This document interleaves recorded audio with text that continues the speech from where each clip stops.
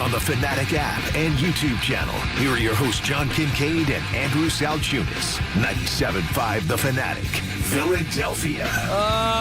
Sixers are down 2-0 in the series, Johnny. They lose to the New York Knicks 108-102. I didn't even deal with the pleasantries of saying good morning. Good morning. Good morning. You said good morning at like 4:58. I did. So it's all right. You say good morning then, and I get it. And it's not a good morning this morning. No, it's not. No, it's a bummer.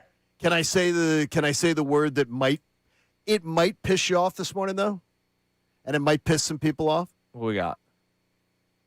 I'm sort of proud of them, and I know that I get the same jackwagon that sends me the loser email every day that says, "Yeah, Delco guy, yeah, you sound really tough," saying you're proud of teams and losses. Can I say that I'm proud of the Sixers today? I'm proud of the effort last night. I enjoyed watching that game last night. It could have been. They had every reason to roll over and die yesterday. Sure, they didn't. They showed fight.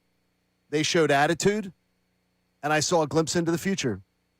All I wanted going into these playoffs, Andrew, was to be proud and to have hope for the future. Yeah. And you're getting that with VJ Edgecombe. He had a nice night last night playing his role. I did. And that's just the one thought, as it's a crappy morning. I mean, it's a crappy morning. Let's be honest. Yeah. It's crappy. It's crappy because the Sixers are down 2-0 ultimately after the high that we felt in games 5, 6, and 7. And look, it is. To your point, they played well yesterday. I think that Nick. It tells me that Nick Nurse can design a game plan again without his big man. It tells me that youngsters can come up with some surprising efforts. Sure.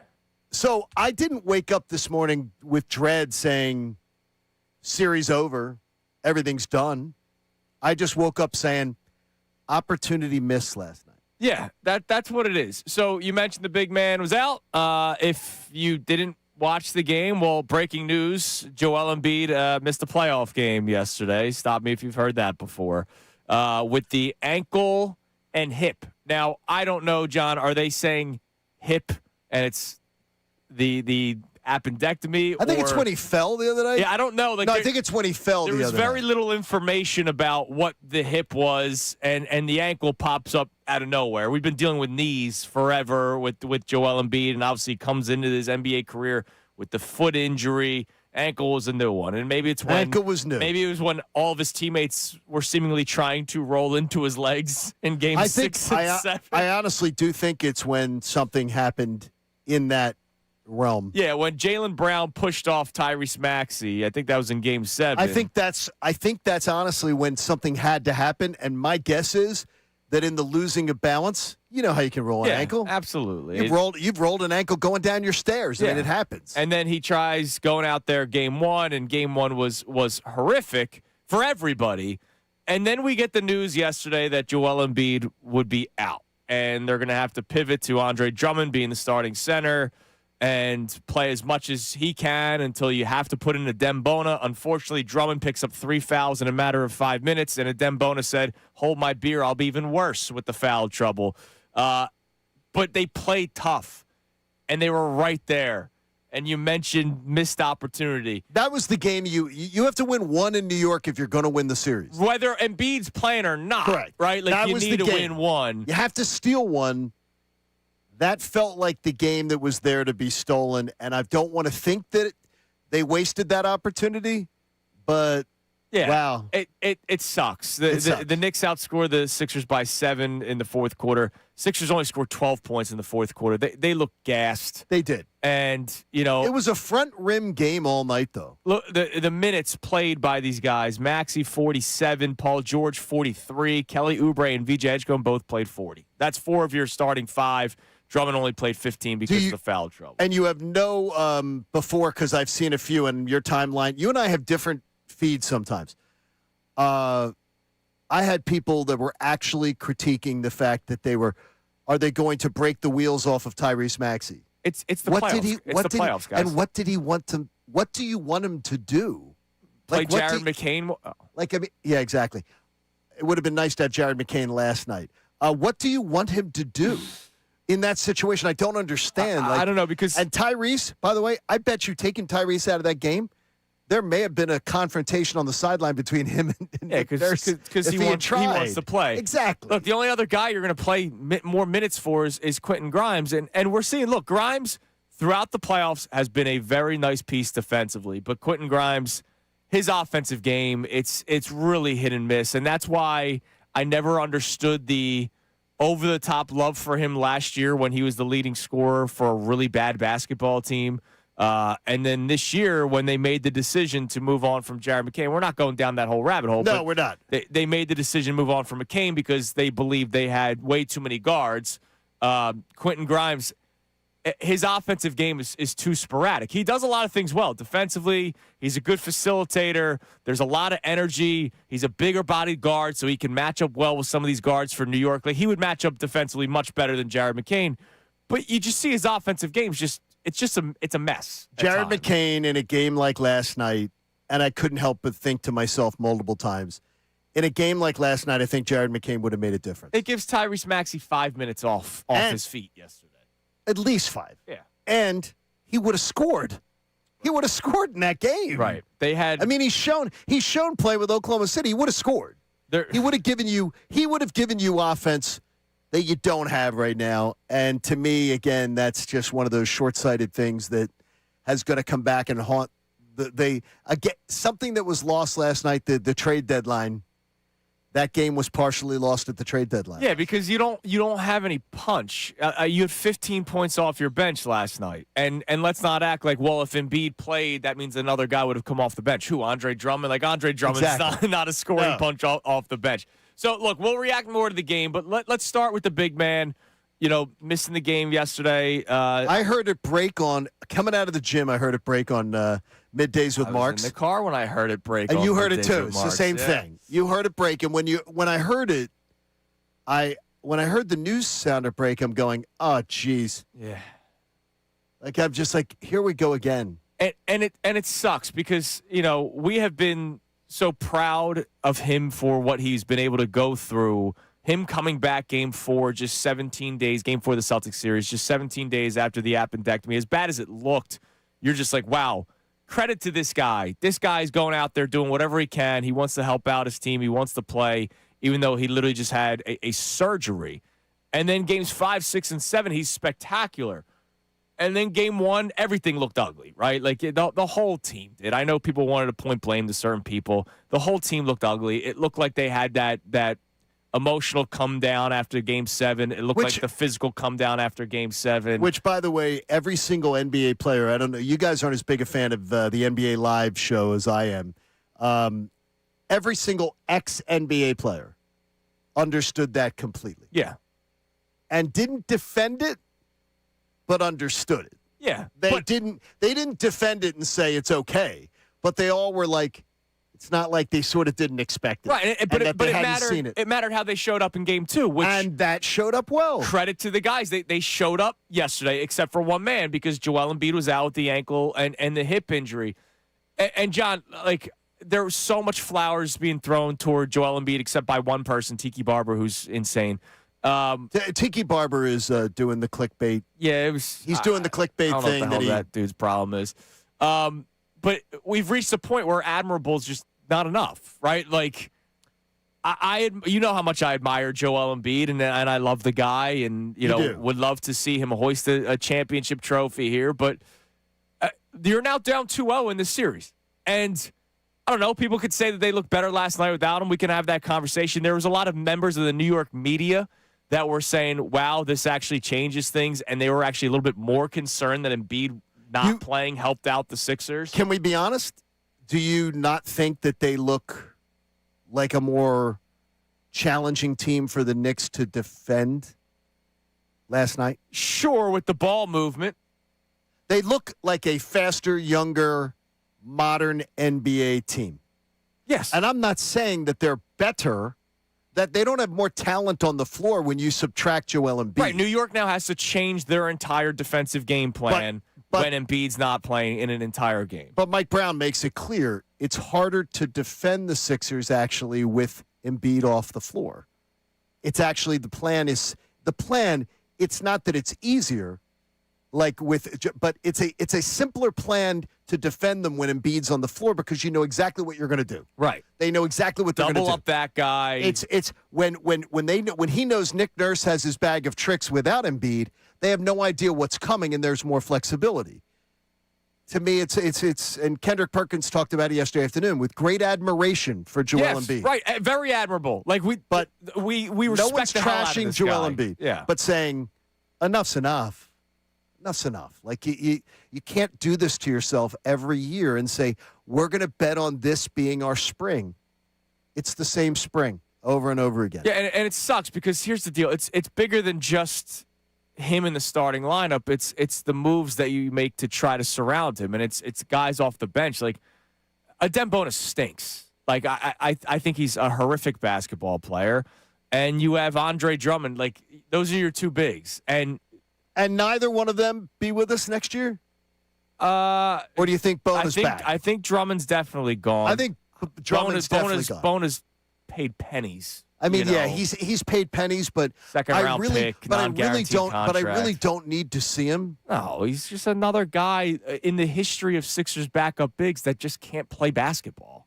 And nobody and respectfully, it was disappointing last night that there was that game was there for the taking. Yeah, and if you even the series 1-1, you come back home game 3, you got the momentum.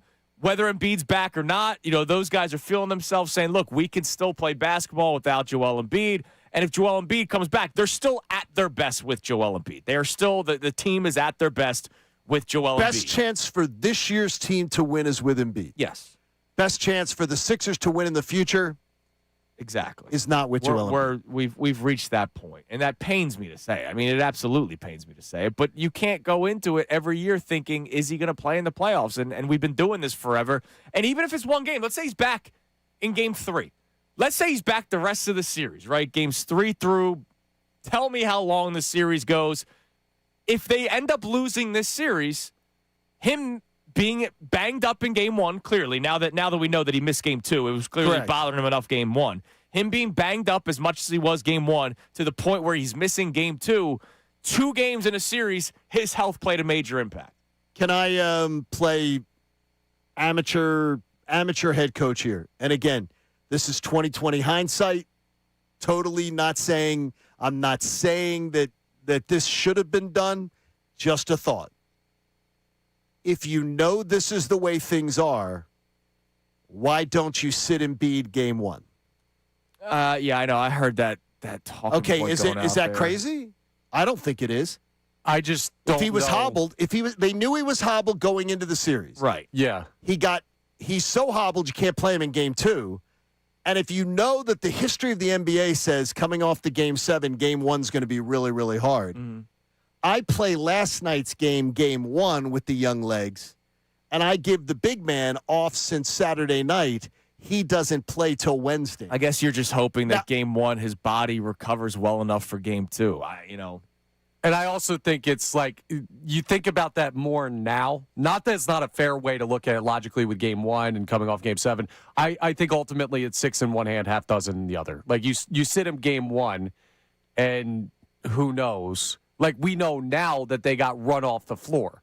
But if he's not available in game 1, you played the tight game 1, are you sitting there like, man, I wish we would have? Yeah, we probably would have said that. Well, like, I'm you can buying- imagine if Embiid played. Blah, I'm blah, buying blah. bagel sandwiches if it's, in that regard. I'd be buying him after game 1 Well, instead yeah. of after game 2. Look, No, I you stood, wouldn't have had to. I stood by you, man. We lose that We bet wouldn't together. have known, though. Exactly. They you would wouldn't have gotten to the bet. We had a caller, D. I'm sure we'll D? hear from him, and we'll see if he is a D or not. D's gonna come in and have a breakfast sandwich with us. And he's gonna hang out with us. He's gonna come in and have a breakfast sandwich with us. Get a chance to meet us. He earned it, man. Have a breakfast sandwich with us. What's our buddy in Manayunk? I'm going to be giving my credit card to. That was Kismet Jacob. Kismet Kismet. Bagels, man. Jacob with Kismet. We're going Yeah. to figure this thing out. He said that Joel Embiid would not play in every game this series, and it took 2 whole games for him to win yeah, that bet. no, it took 1. Yeah. All right. So, look, your reaction to the game last night, 610-632-0975. Your reaction to Joel Embiid missing yet another game, 610-632-0975. But I also want to open up this conversation, Johnny. We talked about it a little bit yesterday. I have a message for a lot of Sixers fans out there. Okay. It is okay to be critical of Tyrese Maxey. Like, it's okay to say this guy hurt the team in the second half yesterday. It's okay to also recognize he played 47 minutes and he gave it his all out there. And I know he talked about it after the game. He jammed up one of his fingers in the first half. I understand that. I see all that. But we still handle Tyrese Maxey with kids' gloves sometimes. No, we totally handle it with kid gloves. We'll find out today if we do. Well, because today the headline should be of last night's game should be what? That Tyrese Maxey's inability in the second half is one of the reasons why you lost the game, if not the main reason why you lost the game. It's the main reason. Yeah. Tyrese Maxey needed to be the man last night. And he was for the first half. And Tyrese Maxey was set up to be the man. Yeah. He had opportunity after opportunity. They were up 3 in the fourth quarter. He had 3 opportunities to put them up 5, 6, and 6. And just wide open shots. Like, you got to make those shots. You have to. You have to. And wide open shots. Tyrese Maxey. And you got to do it. In the and first it's okay. half, scores 19 points, has 4 assists, 3 rebounds. You're going, damn, all right, great first half. And look, that's why they're in the ball game at the end of the first half. Maxey 1 of 3 from 3. And you're going, all right, second half, what do we got? Does not hit a single 3 in the entire second half, despite those open looks that you talked about. And they did get him open looks, which I was impressed with. Finishes with 7 total points, has 3 major turnovers in moments where the Knicks were on a run or the game was tight. How many turnovers for the whole game? For the entire game, Tyrese, 3 in the second half, so I think 3 in the first half. 6 total turnovers. That's like game 6, game 7 Atlanta performance by Joel Embiid. Yeah. And they were unforced. Yeah, I mean, and the thing is, I understand, like, I'm trying to think of the psyche of people. Joel Embiid has been such a big reason why you have not reached the mountaintop because of the injuries and the health and even injuries and health aside. Game 7 against the Atlanta Hawks, those turnovers. Game 7 not showing up against the Celtics a couple of years ago. Game 6, the final 5 minutes of that Celtics series just disappearing. Joel Embiid has been a reason why they've lost games, health aside.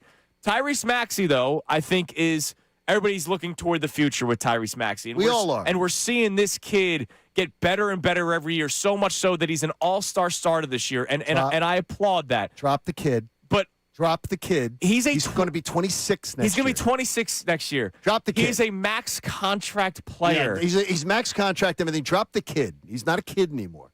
He's expected in those situations to be the man. Yeah. The man. And they got him open looks. If it was like you're asking him to play Superman last night, they weren't. The only thing they asked him to play Superman with was his minutes. And he was fantastic that he was able to do that. But here's the one thing that I'll push back on, and this goes back to yesterday's conversation where we say, hey, it's okay to say things about Tyrese Maxey. This morning, I was looking at my social media. I went to bed last night, right? I was cooked. So I went to bed last night. I didn't really scan through social media much, but I put out a tweet about how Tyrese Maxey killed the Sixers in the second half. And the amount of responses that I got with excuse making, and a lot of it was the minutes, right? All right, in the fourth quarter, you want to talk about how maybe he was gassed? I saw it. But what about the third quarter? At halftime, what about the third? Do you want to know how many shots Tyrese Maxey took in the third quarter yesterday? I don't even know. 2.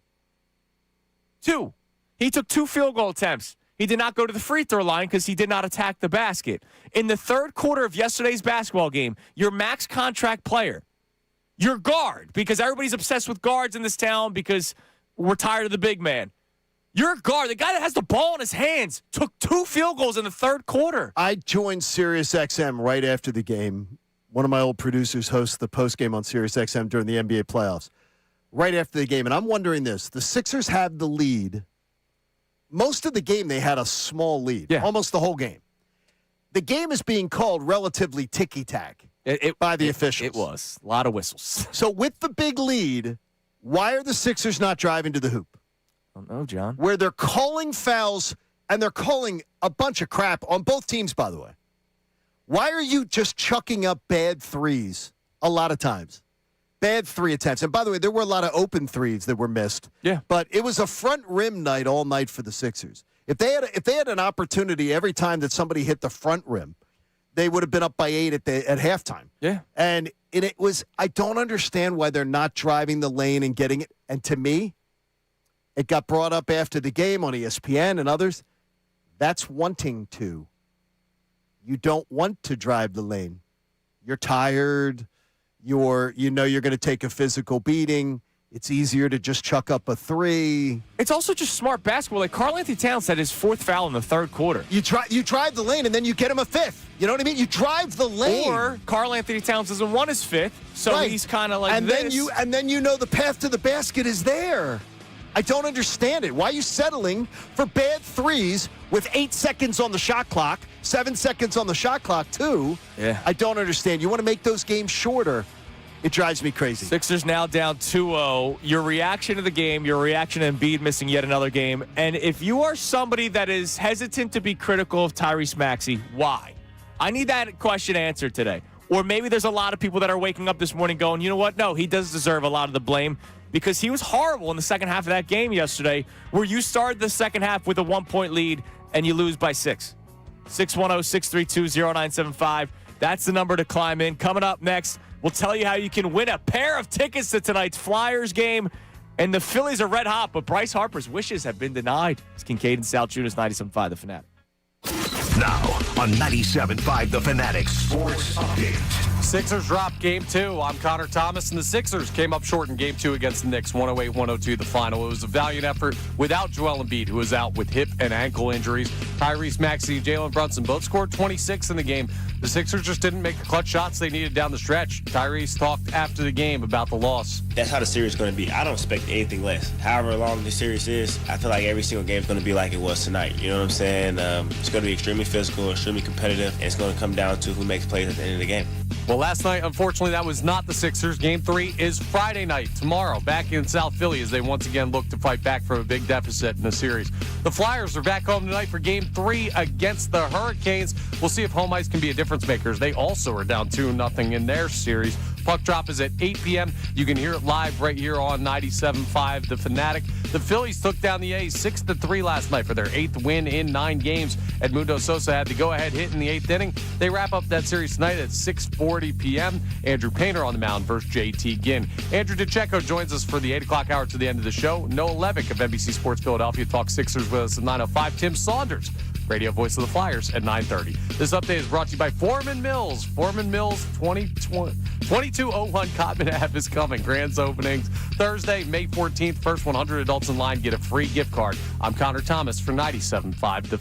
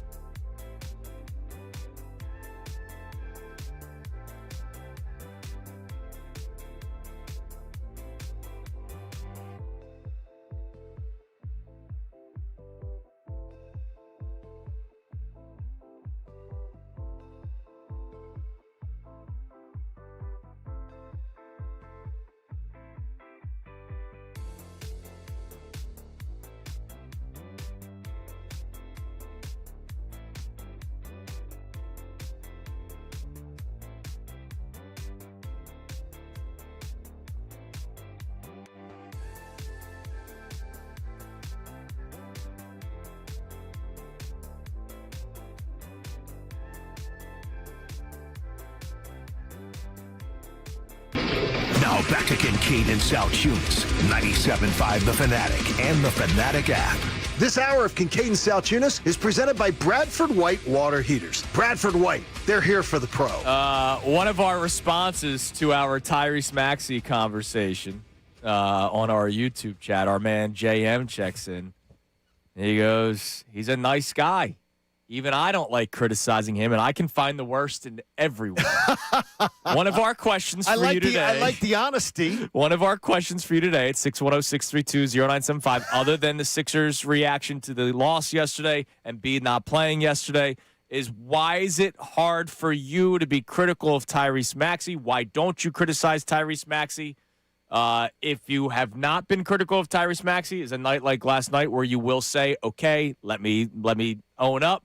You're allowed he played poorly yesterday. By the way, you're allowed to be. Second half. Yeah. Last night, Tyrese Maxey let them down. He did. He let his team down last night. I mean, you're expected to be the man. You're a max contract player. And by the way, he's not a kid. Like we and it's one of the things. It's a pet peeve of mine. We raise the age of kid in this country every year. Well, we're reaching daycare territory. He's where a max. We keep on talking contract. about the daycare guys, but Alec Boehm's turning 30, and so is Marsh, and so is Stott.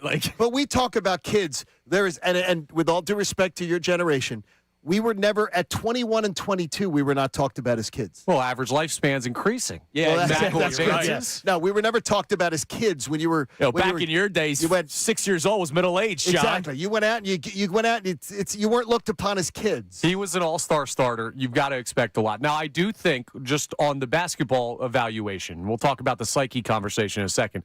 I do think you guys are being a little critical on him with the number of shots. He let them down in the fourth quarter, missed shots for sure. But I do think the high doubles they were running at him in the second half made it tough for him to be impactful. And without Joe to have the gravity he does under the rim, I think he had tough sledding against them. Had some bad turnovers, though, man. Right. Okay. Bad turnovers in that second half. To other max contract players, and Connor, I think your point is absolutely valid. Richard Jefferson made the same sort of point as you're making there. But do other max contract players face the same challenges to succeed? Yes, but Tyrese Maxey is not the average max contract NBA player because of the size. I want to say, you send a double at just give me a big-bodied wing or something like that. Yeah, I get you. It's going to be easier for them to body somebody off of them. Which is why you're kind of getting to the point I've been making the last couple of years. I know that people are tired of Joel Embiid, but without Joel Embiid, I think Tyrese Maxey has a ceiling because I think there are ways that you can defend him because of his size. He's not a true point guard. He needs a true point guard. It's like Iverson all over again, right? Like he needs a true point guard next to him. Do you believe that it's one of the things where I see if Joel Embiid was to go eventually, I worry that we're going to be like the Portland Trailblazers. We're going to end up like a team like the Portland Trailblazers where you're going to be like a top 8 team. I think they can be better than that because they'll have money, they'll have space, and I know that they can get creative. They'll surround them, Maxey and Edgecombe, with talent, and they'll be a team that is good enough to be really interesting and fun and exciting to watch. But they're probably not going to be a real threat to unless you get like a star wing to go along with them, right? Yeah, I don't think you're doomed to that. Look, if Paul George if we're talking about 26-year-old Paul George, you're going, wow. Well, Portland, you need to get it. You need to get an athletic big in here that's healthy and blah blah blah. But the problem is, it's 36-year-old Paul George, and I don't know how you're going to replace that at some point. Connor, why did you think you were teasing to us? Why did you think that?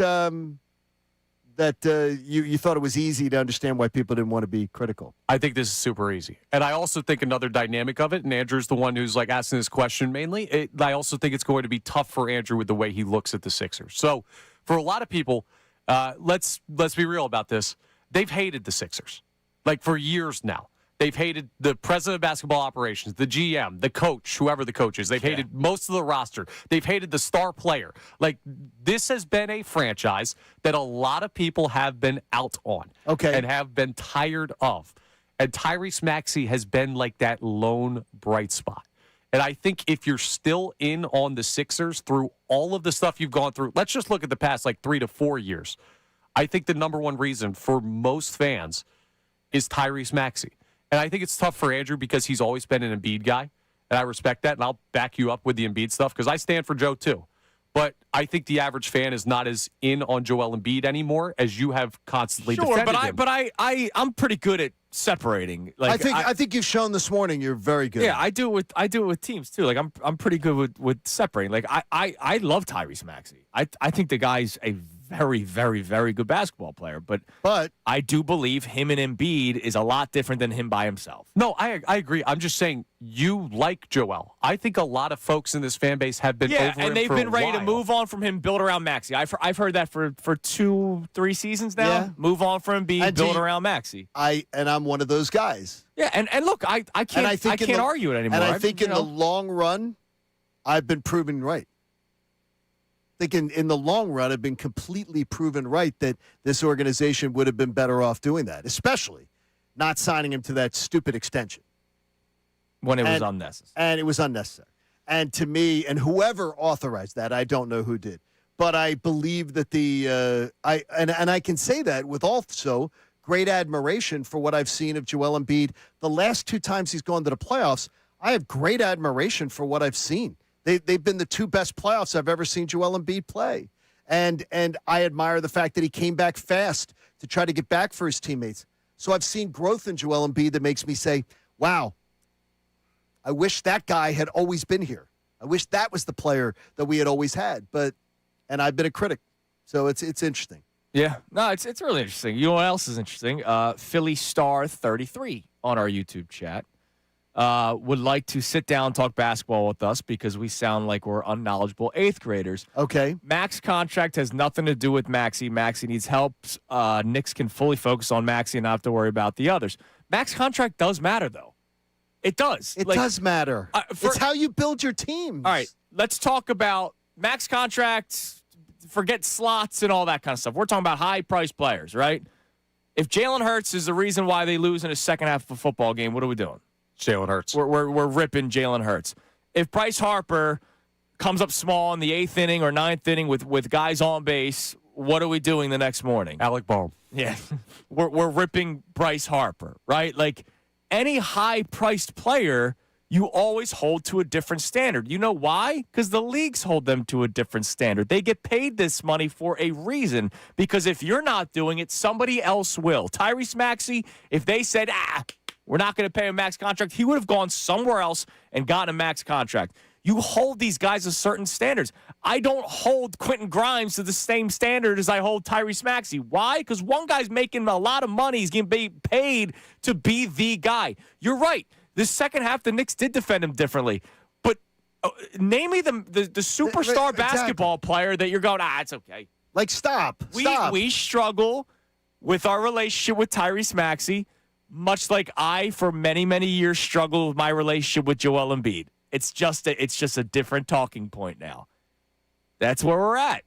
Completely different talking point. All right, let's go to the phone. And that is growth on your part in a big way. But I think you've always been fair, though you've been a huge Embiid. Yeah. You've been a huge Embiid wonk. You've been a wonk. No, I don't consider. You see, I give you more credit than that. Thank you. I don't think you've been an apologist.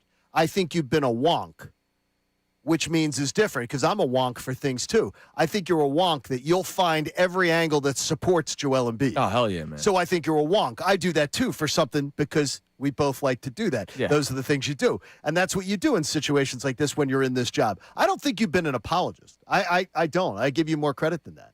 I think you should give yourself more credit than that. Thank you very much. I don't think a lot of people will agree with you. Let's go to Anthony in Germantown. What's up, Ant? Hello, Mr. Anthony in Germantown. Hello, you're on the air. Hello, I'm here. I'm sorry. What's up, buddy? That. How you doing? I was saying, we can't really put everything on Max. I understand he's a Max player, but he's a human being, and human beings do get tired. And a lot of basketball players have not developed when their legs get tired how to just be able to shoot with their arms. And only a few that I can say can do that, and that's rest in peace, Kobe Bryant.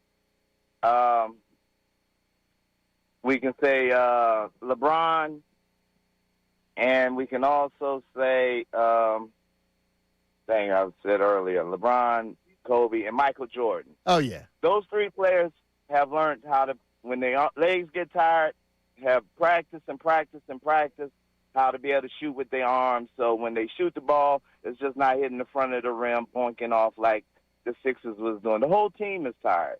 I don't think Embiid is really that injured where he couldn't play last night, but he's too tired to play. And when he's tired, he doesn't play good. And that's pretty much where the Sixers was last night. Wait, so this is where I like to have the conversation. I'm not attacking you here. So you're excusing Tyrese Maxey because he's too tired, and now you're saying that Joel Embiid wasn't actually hurt. So you're a Maxey guy. You don't like Embiid. I get it. No. I do like Embiid, and then like I said, I don't think he was that hurt where he could not. I think he was more tired than hurt. I'll put it like that. I do not agree with that at all. I don't agree with that at all. And if he's also, playing from an appendectomy, I think he'd play if he was tired. Yeah, I mean, he came back from an appendectomy to play. Yeah, No, and I think that's an indictment if you actually would believe that on Joel Embiid, and I do not. Yeah, I do not. I can't. I can't believe that for a second. Yeah. That All Joel Embiid would be that way. Look, we'll get to the Phillies stuff eventually. Phillies win again yesterday. Phillies win, which is great. May never lose again. Magic Mattingly, man. Yeah. John Kincaid's in love. and I like it when you put people in their place too, as the leader. I just love how the lineup's the exact same thing, and it's good on Don Mattingly. No, just put people in their place. Say, I'll make out the lineup. He did the same thing that Rob Thompson would have done with the lineup yesterday. Yeah, except talk. Except tell who's in charge. You are in love. It's unbelievable, dude. You are in love. You got eyeball emojis going on right now. Magic Matt. It's unbelievable, dude. He literally did the same lineup that Rob Thompson would do, and you're going, oh my God. You know what he didn't do?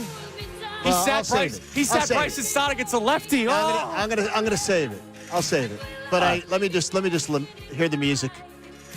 You're unbelievable, dude. Let me just hear the music. It's the exact same. Let me just hear the music. All right, coming up next, we will continue this Maxey conversation. But you can win a pair of Flyers tickets tonight. Flyers game 3 tonight. They look to extend the series.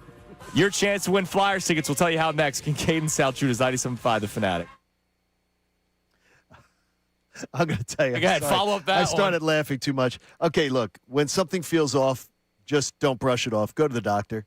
And if the doctor tells you there's a cancer diagnosis, whether it's you or a friend or a family member, get them to the consultants in medical oncology and hematology. And I tell you about a lot of things, a lot of products. But services like this, I'm telling you about the one that saved my life.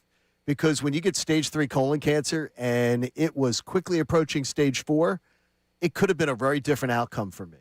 But Dr. John Sprandio Jr., he quarterbacked my cancer care. He got me in for a quick consult. He came up with an individualized plan. There was clear communication. I knew exactly what was expected of me. He got me in for the best testing with the best doctors. And I can tell you this, my surgeon recommended that there was one guy I needed to see, and it was him. It was the consultants in medical oncology and hematology. But when I tell you Dr. Sprandio's name, it's Dr. Sprandio and his team. And he would be quick to share the names of every single person that helped me out from beginning to end, all the nurses, all the doctors, all of the staff that made me feel so taken care of. I'm here today because of them. So take the first step towards peace of mind. Do not let a cancer diagnosis take you down mentally or physically. Visit CMOH.org and please tell them that John Kincade sent you in.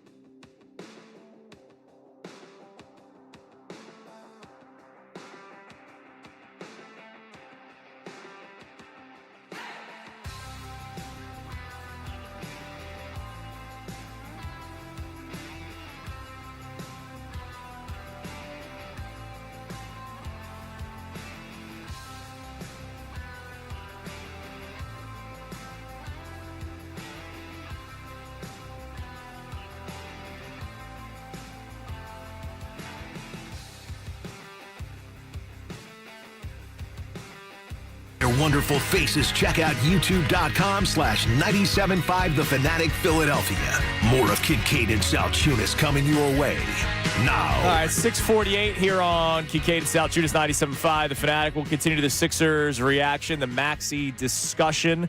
But before that, we have Flyers hockey tonight, Game 3. Flyers, Canes, 8 o'clock puck drop. I hate the Come 8. on. I hate the 8. What's wrong with you? By the way, interesting number, too, real quick for you. Did last night's game seem like it went on forever, the because Sixers there was game? whistle after whistle after whistle. Well, not after only whistle. that, do you know that a 7 o'clock game time start in the regular season compared to the playoffs is now 53 minutes longer in the postseason? Oh, my God. 53 minutes longer. Extra commercial breaks. Well, whatever it is, it's just it takes 53 minutes longer on average so far in the playoffs to play the 7 o'clock start. Yeah. Last night took forever. Yeah, it did. I'm like, oh my god. The whistles really didn't help, man. I mean, they were. And by the way, it was both teams ways. were in the penalty. Yeah, no, it's both ways. It was both ways. Both teams were in the penalty. Like 5 minutes into the first quarter, I was like, "This is gonna be a long night." And man. I gotta watch a Dembona play. Jeez. I don't like overly officiated games. You? No. I hate them. No. And by the way, I thought that it didn't impact the game in the long run. The Kelly Oubre getting a flagrant one. That was stupid. That was so dumb. Yeah, what are we doing? That was a normal foul. He was going on. Sure, was it a little bit more aggressive? It was a little more aggressive. Yes, it was. But come was on. that a let's make it a flagrant one now so that this doesn't escalate? Come on. That was stupid, dude. And then Karl Anthony Towns rolling around like he's trying to win an Oscar. It's unbelievable. Yeah, it was bad. You also had the mop delay, which, by the way, we got to blame Andre Drummond a little bit. Yeah, for the Andre, loss you got to jump a little bit. You can't give the mop to Karl Anthony. Yeah, a Knicks player cannot touch that mop. You're right. Yeah, you got to. A lot of people Stay away from the mop. All right, Flyers tonight. Flyers game 3. We have tickets for tonight's game. I am so ready for tonight. I feel so good about tonight. By the way, I like that. That's like good. I feel like really good. By the way, Rally House. Nice. New T-shirt from Rally House the other day. I just wanted something else new. What player did not see my back, or did you? I did not see her back. Just the Tippett. No, not Tippett. I saw it already. Oh, you did? Yeah, I did. Vladar. I did Zegras. Oh, okay. Did Zegras because I'm after a good conversation, I'm confident that Zegras is signed this summer. Okay. So you felt comfortable. This cheap bastard was not going to spend on that shirt unless I knew Zegras was coming back. I feel very confident that Zegras will be here economical purchase. because that like $35 purchase. I'm very worried about it. Look, so there you go. In Philadelphia lore, jersey sales and jersey sales usually go in the wrong direction. And I don't want, I wanted to make sure. So look, Flyers look to bounce back with a win. They played really well in Game 2. It's just unfortunate that the Canes are that good of a team that they're able to tie it late in the third period. And then the Flyers have chance after chance after chance in overtime. They can't capitalize. Canes win. They're up 2-0. But it comes back home tonight, and we have a pair of tickets for tonight's game. So look, we're going to do it a little bit differently. Last couple times we've done the lunatic caller. But I think John's so in love with Don Mattingly. I think that's what gave you your idea yesterday. Well, I think a part of it is, look, I've been jotting, JK, DM on my book covers and everything like that, as I've enjoyed so much watching Don Mattingly work. I think a poem, Connor was smart enough to say it's a voice memo. Voice memo poem? 20 seconds or less. If you go longer, it's over. You die. We're not looking for you to take over with a 20-second or longer memo. If it goes 21, you're out. Because we need more John Kincade Mattingly love. No, all right? We can't take away from that. We want brevity of your. We want it to be good and quick, sort of like Andrew on his honeymoon. Good and quick. So make it like that. Good out there. So I did throw good. I scouted that. Bad and quick would have been horrible. So it was there. You can do whatever you want, but I would want Flyers in it, right, guys? Flyers in it, and incorporate a little bit of Kincade and Salciunas to sort of grease the skids in your favor, potentially. Sure. If you know the show, if you enjoy the show, you might want to mess with some of the stuff we talk about on the show on a daily basis. It's up to you.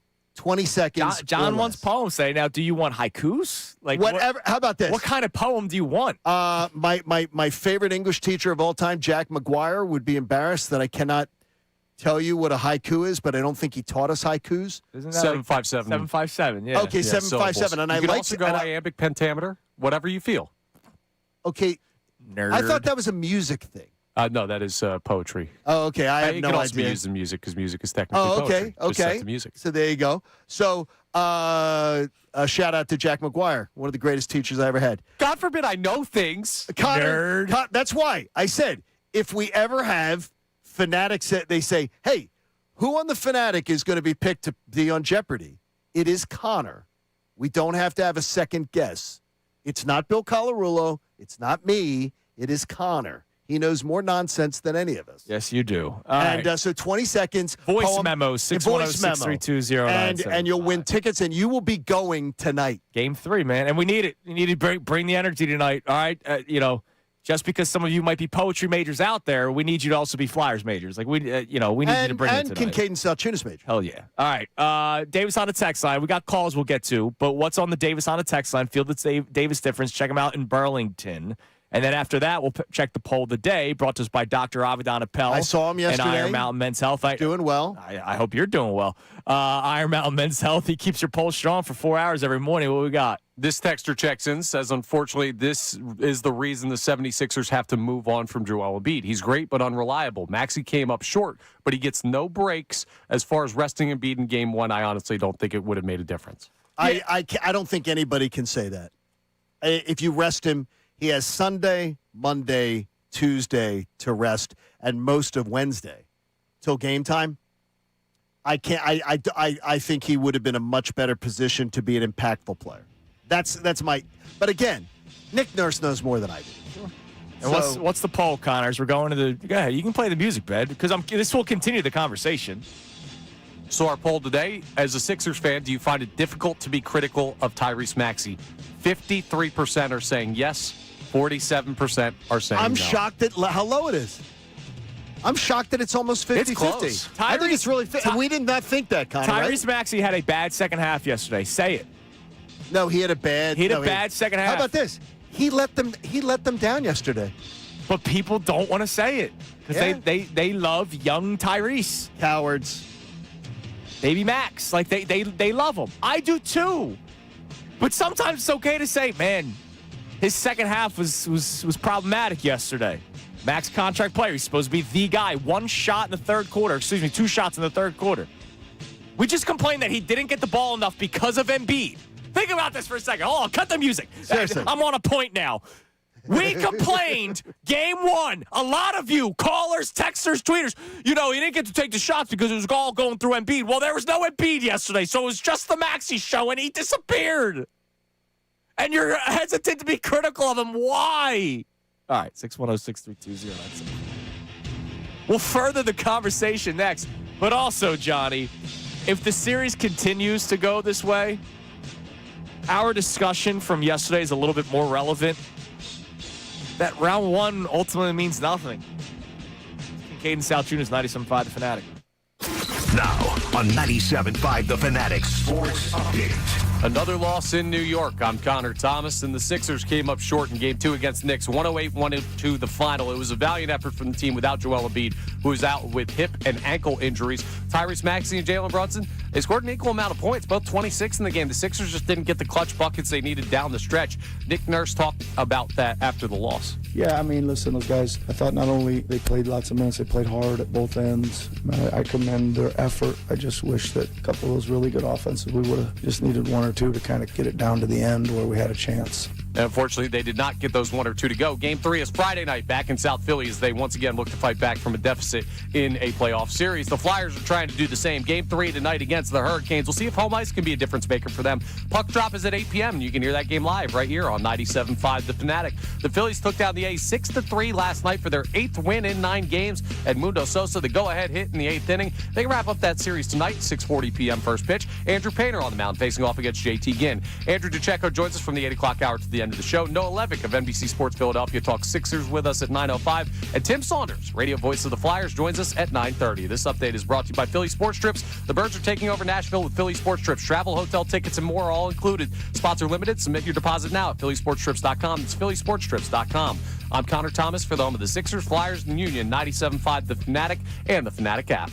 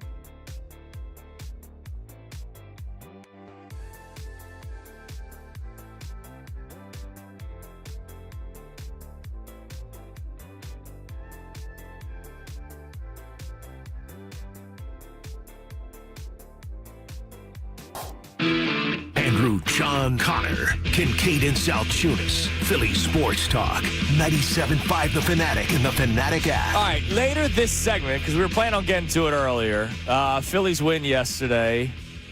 Magic Mattingly, he did something that no Phillies manager has ever done. He did not play Bryson Stott against a left-handed starting pitcher. No, that's not what he did. That's not what it was. That's not what it was. He publicly told another player, I'm good. Don't need you trying to manage the team. You stick to doing what you do. General manager Bryce Harper, manager Bryce Harper. You cracked me up. Mr. Keep everything in house Bryce Harper. We don't do things publicly Bryce Harper. He instead decided to say, I'm Don Mattingly. I don't need Bryce Harper telling me what to do. Yeah, Rob Thompson did the same thing. No, he did not. You are so full of crap now. Stop it. Edmundo Sosa was the player against lefties all year. No. There never once was Rob Thompson ever established his dominance over his star players. Never once. He wouldn't even critique them when they were bad. He wouldn't critique them. He wouldn't call them out by name. He wouldn't say anything against them. Hang on. Mattingly won't critique Bohm, and we're going to play a clip later about him being borderline unplayable from a Hall of Fame baseball writer. That's not what he's trying to do with Bohm. I think what he's trying to do is saying Bohm is if they're going to, they need Bohm to be something. They need to squeeze some juice out of the lemon. It's about dead. They know it's dead. They know everything's going to come to an end. They know they're star players. They need to be held totally accountable. They're hoping that they can get something out of Bohm, a mentally fragile person. And he is mentally fragile. They need to get something out of him if this team's going to get where they got to go. A different approach of, hey, maybe the public pat on the back, a support of a Hall of Fame manager, that something can maybe spur something in him. Completely different. But I like the Hall of Fame manager. Well, because Rob Thompson was doing the exact same thing, but you're Nick Castellanos. No, I like the fact he didn't strap him. No, I like the fact that a manager tells the star player, "Hey, you go play right field and you can First zip base. it. I don't care. No, go play right field if I tell you to, by the way. Shag some balls in the outfield, by the way.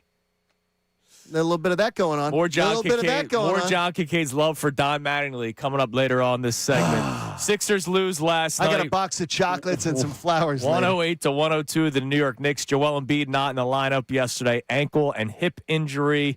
We'll see what his status is for Game 3. Sixers were in the lead starting the fourth quarter, but they're outscored by 7. They lose 108-102. And our big talking point today is whether or not you can find yourself being critical of Tyrese Maxey. Bad second half yesterday. I'm seeing people on our YouTube chat saying who's excusing Tyrese Maxey for the second half. A lot of people are. Trust me. I get it. You might not have seen it. I see it. I was getting attacked yesterday on social media just for saying Maxey's killing them in the second half. Just putting out that tweet, which is accurate. I didn't say trade Tyrese Maxey. I didn't say No. Tyrese Maxey's the reason why they don't win basketball games. All I did was say Tyrese Maxey's killing them in the second half, and there were a lot of people upset with that simple terminology. All right, what do we have on the, let's go to the phones. Let's go to G in Philly. What's up, Claude? Good morning, gentlemen. How are you? What's up, G? Hey, buddy, what's going on? Good morning. Yes, I criticized Maxey throughout the game, but we have to understand how this team is designed, how the Knicks are designed to stop us. John, I have a question, but before I have a question, because we went small yesterday, we were able to stop the pick and roll. We were able to contain that, but they adjusted and they got layups by passing over our defense and cutting to the basket. So they were able to get to the rim without dribbling most of the times, or in crucial points, they were able to run the back cuts, and Cat was able to pass over the defense. So that was a great design from their coach. But John, I have to ask you a question. Yes, sir. If you come into work tomorrow morning and your boss has 5 other announcers, commentators talking while you're trying to get your point across every time, and they're just screaming into the microphone over and over and over, your job would be a little difficult tomorrow, correct? Absolutely. Okay, so all I'm saying is when a team is designed to stop one player and a small guard like Maxey, it's going to be quite difficult for him in a 7-game series. Hopefully they can adjust. Hopefully they can win game 3.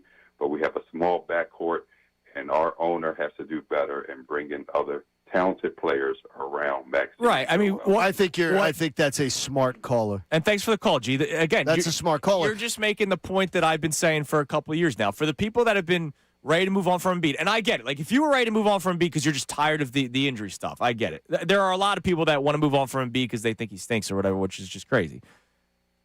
There's a limit to what Tyrese Maxey can do. And so you're going to have to change the entire way you build this basketball team. Well, that's what I would expect. Right. I think that's long overdue. I think it should have been done long ago. Like that's something that should have been done long ago. And now we're going to do it when his value is down. We're going to do it when his value, but it should have been done. Joe's value. Yeah, it should have been done before the max contract was signed. It should have been done at that point. There were so many times when this could have been done, and it's not been done. And it just is. It's disappointing to me. It's disappointing because they doubled down on the same thing over and over. You know how good he is, and that's why I was going down with the ship. You know how good he is. The problem is just, he's not healthy enough in game 1, and they lose. And then in game 2, he's not there, and they lose. So he's impacted 2 games this series. Him on the court and off the court, he's impacted the game because of his health. And that's the shame of it. And, if you do make the decision to move on from this offseason, you're going to have to revamp how you're building this roster around Tyrese Maxey. But Tyrese Maxey, you could say all you want about roster construction. Maxey's the guy yesterday. And Maxey taking 2 shots in the third quarter and having 6 turnovers yesterday. And, we're talking about tired legs and everything. I get it. But game's the game. And results are the results. And when you have performances like that, that defines your big game. Your big game resume is defined by that. Last night was a big game in that series because you got to win one of the 4. Last night's was there for the taking. Yeah. You didn't take advantage of it. Look, they took advantage of game 2 in Boston and made it a 1-1 series. And, man, that changed everything. It changed the whole series. It changed everything. I don't think, by the way, I don't think the series is over. No. But it makes, and I hate to say it because it's the same thing that faces the Flyers tonight. I hate to say things are a must-win when they aren't. Yeah. But to win 4 in a row when you're down 3-0 is just such an oddity, even though it's been done in this town once before. It's such an oddity, I don't believe it's going to be done. Yeah, I don't feel good about their chances if they're down 3-0. I don't feel good. I'm going to tell you, I would feel 0.00 myself, but it's a shame. Let's go to Tom, the Wawa on KOP. What's up, Tommy? What's up, Tom? Yo, Tom.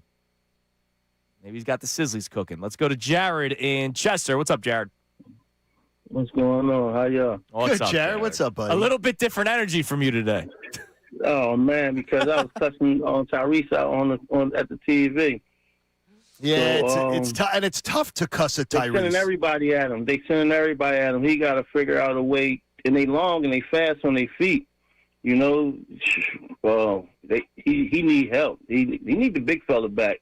I think he created a big diversion for Tyrese, and that way the Knicks team gonna be focused, and Tyrese get a chance to move around and do him. But I would really. They got a lot of Nick Nurse got to use a lot of the rest of his bigs on Cat. They got to make Cat work. They fast feet. I think Bona got fast feet. I believe. Yeah, but Barlow, Bona picks up 4 fouls in 7 seconds. That's the problem. That's why you send them all at him. You send them all at him. Send everybody at him. That means you got to make Bronson work more. Brunson, I'll tell you, is a player that he's a Knicks, so I hate him. He's Villanova, so I sort of hate him, but boy, do I admire him. Yeah, right. I admire the hell out of him. He's a son of a oh man, I was cussing at the TV at him, dude. I'm telling you. Right. Yeah, I mean, look, you got to make him work more. Yes, you have to make Cat work. And they don't make Cat. They didn't make Cat work last night. I want to give Dominic Barlow, he deserves some credit today because he was not supposed to play, right? Like Dominic Barlow's really not supposed to play except for when the team's getting blown out or if they're blowing the other team out. Thanks for the call, Jared. Yesterday, because of Drummond's foul trouble and Bona's foul trouble so early on, Nick Nurse had to go to Dominic Barlow and in the second half, and he played well. You know what I mean? For a guy that he's been sitting for 9 games now, except for a couple of minutes here and there. For him to just go out there and play actually pretty well, on the defensive end. He had a couple bad turnovers on offense, but you're not asking him to be an offensive player. I'll give him credit. I thought Barlow played pretty well. Yeah, his block on that corner three was was great. That was dude. like Zion College level of how the hell did he get there? That's the best you've ever seen Barlow play. He had moments early on in the regular season. Yeah, well, I mean, I'm talking about Barlow is a guy. That's the best you've ever seen him play. You can't remember the game you saw him play better. Oh yeah, that big game he helped you win. He would have helped you win. He would have been an unsung hero if Maxey did his job last night in the second half when he had the opportunity. We would have been talking today about Barlow going, wow, that was an unsung hero performance. Yeah, and that happens in series. Like Quentin Grimes was not getting run in the series with the Celtics, and then he goes out there and he plays great defense on Jaylen Brown, and he's playing a lot the rest of the way in that series. Maybe we see that as an adjustment as the series shifts back. Yeah, I mean, we see, like you said, we see all the time. The last time the Sixers played the Knicks in the playoffs, Deuce McBride was that. You know what I mean? And Josh Hart those guys are still both on the team. But that last series, we've seen it. Role players that win a game, not the series. They win a game, which may head to winning the series. Just sucks. And again, it stinks. It's unbelievable that for all these years they have not found a competent backup big, competent, especially when that Embiid's gonna get hurt at this point, right? Newsflash, right? Even newsflash, Embiid's gonna get hurt. You gotta have a competent backup. Man. Here's what I'm saying to you though is you guys are both in agreement. We know that's going to happen with Embiid, right? That's what we say. Do they know? Because they keep making the decision to build around Joel Embiid. So I don't know that they know. I don't know that they know. I don't know that we know because we owe bagels to somebody. Yeah. So no, we I did absolutely make the bet against it. Well, absolutely. That is the truth, Connor. Well, and he's on the line right now. Our man D in Roxborough. Oh, I don't want to applaud him because I do. Wait, whoa. D1. D gets his flowers. I'm going to applaud D. That could be sad. I'm going to applaud D. He got it right. Our man D, we made a bet that Joel Embiid would, he said he would not play every game this series, and it took 2 whole games. What's up, D? D was right. What's up, y'all? What's up, D?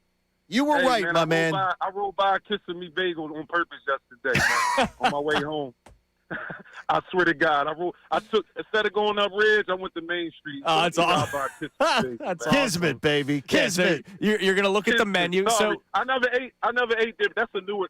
It's been there for a while, but I grew up around there going to school, but I never remembered. They opened up last year, 2025, because I lived in the area for 6 years, and I never saw them. So they opened up last year. That's why I had to ride by. If there's really a Kiss Me Bagel, these guys just pull them up. You know what I mean? So what we're gonna do after we put you after your call's done, we'll put you on hold. Connor will get your info, and then we'll figure out a day for you to come in. We'll eat some bagels, and we'll hang out. All right. And we'll have a sandwich with you, and we'll talk. Man. We look forward to meeting you too, and you won. Hey. You won. You saw it. But it's like a sweet bitter because I'm watching the game and I like how we can play freely. Like I told y'all before last call, the way we play is based on Embiid. Sadly, because unfortunately he's not always available.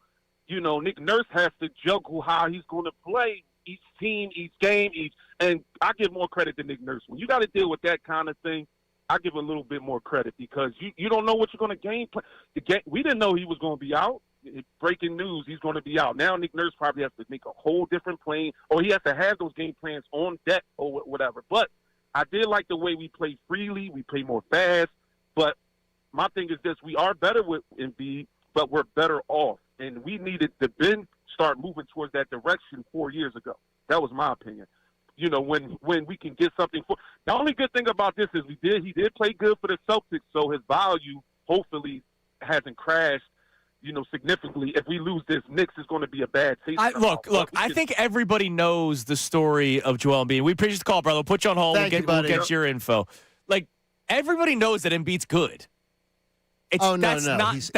He's more than good. That's not the question. I don't think there's a team. I'm just going to assume maybe there is one crazy executive or GM out there that goes, no, we have the magic elixir that's going to solve this. I think every team gets it. He's really freaking good, and he's a really impactful player. But, man, we don't know what his health's going to be. Speaking of health, this is not a report, Okey-dokey. but a buddy of mine who works in New York sports radio says that he was in the building last night, and he believes we will hear this morning that there will be an MRI for OG Anunoby. Yeah, he was hobbled at the end. He will have a MRI this morning, is that he believes when he left the building last night, that was his belief, is that there would be a right hamstring MRI. And he was ridiculous. That would change this series big time. Yeah, he's a physical force. And I'm not wishing it because I don't wish that Joel is not going to play in Game 3, like type of thing. I'm not wishing any injury. This person was in the building last night and says that was his understanding last night from what he was hearing, is that there would be an MRI today. He said, but could be precautionary. Sure. Teams are always precautionary about these things. So don't believe it just means that it's bad. But if you're the Knicks, they might say, hey, let's give him a night off because we think we can win this series. We'll see. Game 3 will be tomorrow night, Johnny. By the way, Josh Hart got banged up yesterday, too, the thumb. He looked like he was in a ton of pain, so we'll see what. But he ended up playing. He played 44 minutes yesterday. I'll tell you this. Again, he's another one. He's another one. Yeah, you respect him. I respect the hell out of him, but he's got the double. He's got the double whammy of the Knicks and the Nova. It's like it's like the but again, the ultimate respect. Absolutely. And that's the bottom line. It's why I don't like to look in the eye. I can't look Jay Wright in the eye. Right. We were at Brazier's retirement party. Right and we're there talking with Jay Wright. And I'm like, I just like to look away. I like to make eye contact. I like looking away from Jay Wright because you look in his eyes, he has that mystique. You start falling. You want to know for how it. good of a guy Jay Wright is? I'm going to tell you guys a quick story. He's a great dude. When Villanova was in the tournament, I reached out to a few people trying to get Jay on the show because I thought, hey, let's get Jay on the show. He did not want to upstage Kevin Willard. And I was like, you are too nice, dude. No, he is too nice. He's everything that people think he is on the air is what he is. Yeah, he's a fantastic person. Yes. All right. Do we have any poems yet? And that sucks. And by the way, that Connor? sucks, by the way. Yeah, it does, because you want to root against them. Yeah. Let me go ahead and see. I believe we do have one right now. All right. What we're doing for the pair of Flyers tickets tonight, John's in love with Magic Mattingly. So he's just thinking of poetry at this point. So John wants you to do a Flyers poem. If you want to add some jabs toward the show, go for it. 610-632-0975. But the rule is 20 seconds or less. So do we have one? We do. We have 3 in right now. Wow. So people are starting to get them in. Let's start the first. First one's from Nate. Roses are red, violets are blue. Let's go Flyers. Carolina, you. Short and sweet. I love that. Look, Okay. short and sweet. Carolina, Well, it's a leader in the clubhouse, but I think 'cause we that's got going one. to. Yeah. But I like that. Davis on a text line. You can leave a voice memo, 610-632-0975. I was already asked yesterday by one of our listeners, Justin. He DM'd me going, hey, how do I leave a voice memo? If you have an iPhone, I don't know, you Android weirdos. If you have an iPhone, Andrew, they can't win. you click the plus button, and then there's a drop down to audio, and you just click audio, and it starts recording. And then you send it to 610-632-0975. I just saw Justin's follow-up. Does it still work if you don't have an iPhone? I imagine. I just don't know how to tell you how to do it. I think the government identifies you as officially a weirdo, though. I think they do. Go on. All right. Phillies, by the way, so they win again yesterday, and they've now won 8 of 9. They win another series. They're now 17-20, just 3 games under 500. They're playing great baseball. Another late offensive surge. They were down 3-2 heading into the 8th. Bottom of the 8th, Phillies put up 4 runs. Edmundo Sosa, the guy that Bryce Harper doesn't want to see in the lineup. Now, it's great. His manager, Bryce Harper, wants him to be on the bench. 2 for 4. Go ahead, 2-run single. He didn't say that. He said he wants Bryce to stop to play every day. Eddie could play third. He could play third. By the way, I will give Magic Mattingly some credit. Pinch hitting for the Philadelphia Phillies. Pinch Bryson hitting Stott for the Phillies. Takes out Alec Boehm yesterday.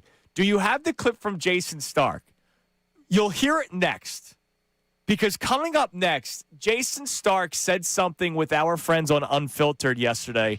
Jason Stark's a very measured person. It's why he's so respected, He is. right? Us lunatics aren't as respected as Jason Stark. No, not even close. He's a very measured person, Hall of Fame writer, been covering the Phillies, been covering Major League Baseball forever. And he said something about Alec Boehm yesterday that I was like, I know it, but when you hear it from somebody as respected as Jason Stark, you go, wow, if he's saying that, he really means it. You'll hear that coming up next. I wonder if yesterday was that first sign that Don Mattingly's saying, all right, we're going to do stuff like this moving forward unless things change. 610-632-0975 is the number to climb in. We'll continue to get more reaction on this Tyrese Maxey discussion. Also, Flyers Game 3 tonight. Pretty bad news on the injury front. We'll tell you what next here on the Fanatic. Now, you know, when you got live betting, you're always going to be in on the BetPark Sportsbook and Casino app. I love it. Betting individual player performances is great. I bet the Sixers last night plus 6.5. And I sweated that one out to the very end. I thought I was home free with like 5 minutes to go, and then I had to sweat. But you know what? The BetParks online casino and sportsbook app, no matter, throw a couple bucks on it, makes every game a little more exciting. Tonight, you got some hockey down at the barn, as Andrew likes to say. You can bet on all your favorite sports. You can bet on players to score, to light the lamp. So if you have individuals that you want to bet, you want to bet over-unders in the game, I have a feeling there are going to be some goals scored tonight. So get in on the BetParks online sportsbook and casino app, because there's always other ways to win, too. You can play all your favorite casino games, and should you be a loser, in your first 24 hours, you can get up to $1,000 in bonus back in that first 24 hours. You got to be 21 in Pennsylvania, Jersey, Michigan, or Maryland. Playoff time is maybe the best time to be hanging out on that BetParks app. New users only. Terms and conditions apply. See betparks.com and get all the details. I love the BetParks app, especially every time it's in the spring. Should you have a gambling problem, please call 1-800-GAMBLER. Now on 97.5 The Fanatic Sports Update. Sixers come up short. I'm Connor Thomas, and the Sixers fell in Game 2 to the Knicks at Madison Square Garden last night, 108-102 the final. It was a valiant effort for the team without Joel Embiid, who was out with hip and ankle injuries. But Tyrese Maxey and Jalen Brunson, while they both scored 26 points, they had different types of play down the stretch, just didn't get the clutch buckets for the Sixers that they needed. Maxey talked about the series and where it stands after the game. That's how the series is going to be. I don't expect anything less. However long the series is, I feel like every single game is going to be like it was tonight. You know what I'm saying? It's going to be extremely physical, extremely competitive, and it's going to come down to who makes plays at the end of the game. Game 3 of that series is Friday night, tomorrow night, back here in South Philadelphia as they once again look to fight back from a big deficit in a series. The Flyers are back home tonight for Game 3, trying to do the same thing. They're down 2-0 in their series with the Hurricanes, but we'll see if home ice advantage can be a difference maker for them.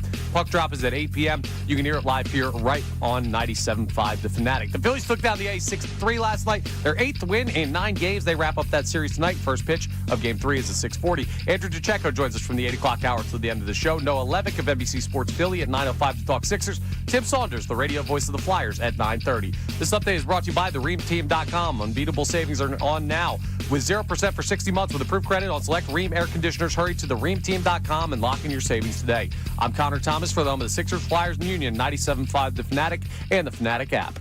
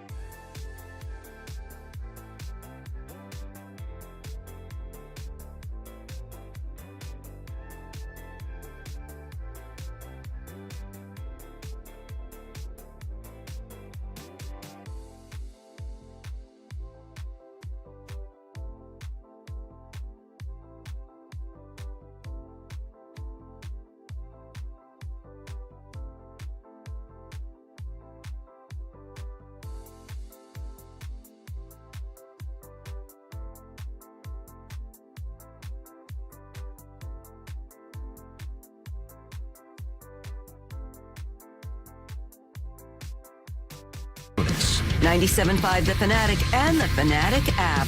7 a.m. hours brought to you by the Bet Parks online casino and sportsbook app. Live bet sports on the Bet Parks app. Play all your favorite casino games. There's always another way to win on the Bet Parks online casino and sportsbook. Got to be 21 in Pennsylvania, Jersey, or Maryland. Gambling problem? Call 1-800-GAMBLER. All right, we got a lot to get to this segment. We have today's headlines with Connor Thomas coming up around 7:47. It's a Thursday. Andrew DeCecco in studio with us from 8 to 10. We'll continue talking Sixers, Flyers, Phillies, but rookie minicamp happened, and Andrew was there.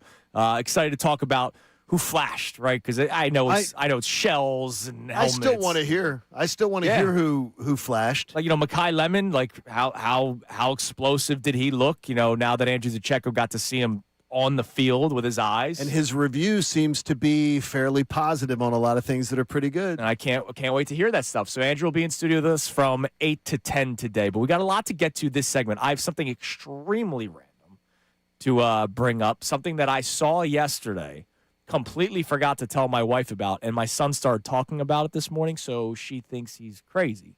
But it actually happened. Okay. I'll explain more coming up in a She little thinks bit. he's crazy, though. I'll explain more coming up. Okay. Sixers lose yesterday to the New York Knicks. They're now down 2-0 in the series. And one of our big talking points today is whether or not you can be critical of Tyrese Maxey. Because Tyrese Maxey had a bad second half. And it's amazing. You know how sometimes you can see your younger self through people? Yeah. I'm seeing that with the Maxey talk like I did with Embiid for a long time. Well, it's the front office's fault because they didn't put the right pieces around him. Mm-hmm. You can't expect him to do everything by himself. The teammates are letting him down. All these things. I've said these things. If you take Tyrese Maxey's name out of it and you put Joel Embiid's name out of it, I've said everything chapter verse. Everything. I've said it all. I'm seeing a lot of it with Maxey right now. Well, there was nobody else out there to help him. He's playing too many minutes. Can't expect him to do too much. The front office did this. Front office did that. And it's like, all right, yeah, I get it. But you can still point out that he played poorly in the second half. A lot of people struggle with it.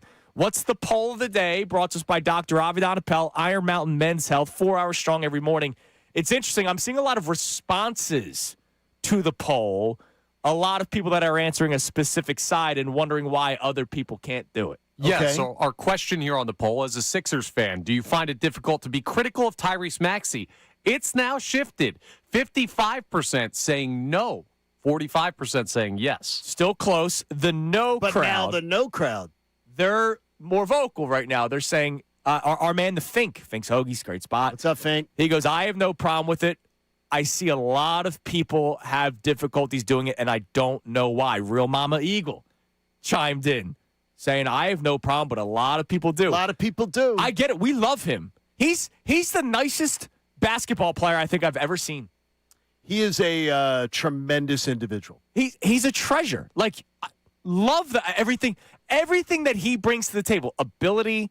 He fits the undersized, Philadelphia grit. Like, he fits all those things, right? And he's the smile and everything, and he's the future, right? Like, you look at him as the future. So I get it. But when the guy plays poorly in the second half, just call it like you see it. He played poorly in the second half. You could tell me that he was tired. I get it, but he played poorly. He had open looks. He's missing them. Open looks. We're talking about how they defended him differently in the third quarter. Sure. He had a wide open three in the fourth quarter. Wide open. Missed. Big shot. And the Knicks go down and score. And that was part of the problem when the Knicks started going on that run. He had a chance to silence it a little bit, and he didn't. And it's okay. He's going to miss shots. I don't think Tyrese Maxey is going to be perfect. But if he misses the shot, you call it. All right. Yesterday, Jason Stark on with Unfiltered. The one thing I'll say about Magic Matt, Okay. is I've not seen Rob Thompson do this. I've seen Rob Thompson and Don Mattingly now both stick with Alec Boehm and continue to put him in the lineup constantly. But finally, yesterday was enough. In game, the Phillies pinch hit Alec Boehm. He was 0 for 2 at the time. And Bryson Stott comes up to bat as a pinch hitter because he was not in the starting lineup yesterday because there was a lefty on the mound. This was Jason Stark before the game yesterday talking about Alec Boehm. Well, I don't know what exactly you can do. Donnie said again yesterday he's not ready to sit Alec Boehm, but he's borderline not playable. Since the third game of the season, you know what he's hitting? 155 with 3 extra base hits. And if you look at the underlying metrics, they look worse than that. He's been the worst offensive player in the National League. There's a metric that I really like, expected weighted on base, and it measures quality of contact and swing decisions.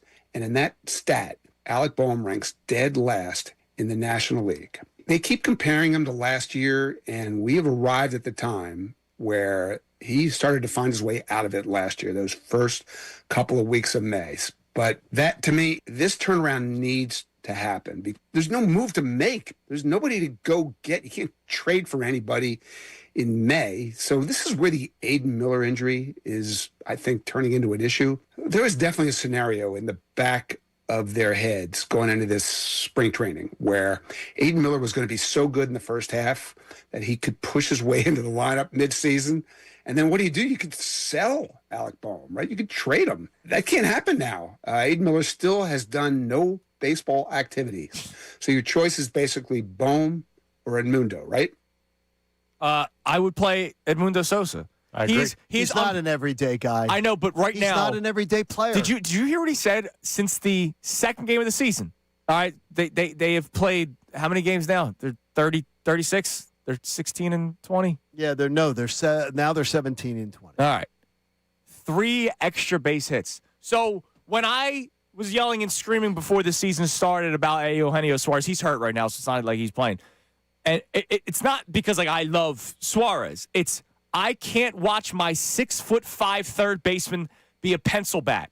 And that's what he has been for the majority of his career. But as we've talked about numerous times, at least when he's hitting the doubles, you go, all right, he's driving the ball. He's not in home runs, but he's driving the ball. He's driving in runs. He's not even doing that.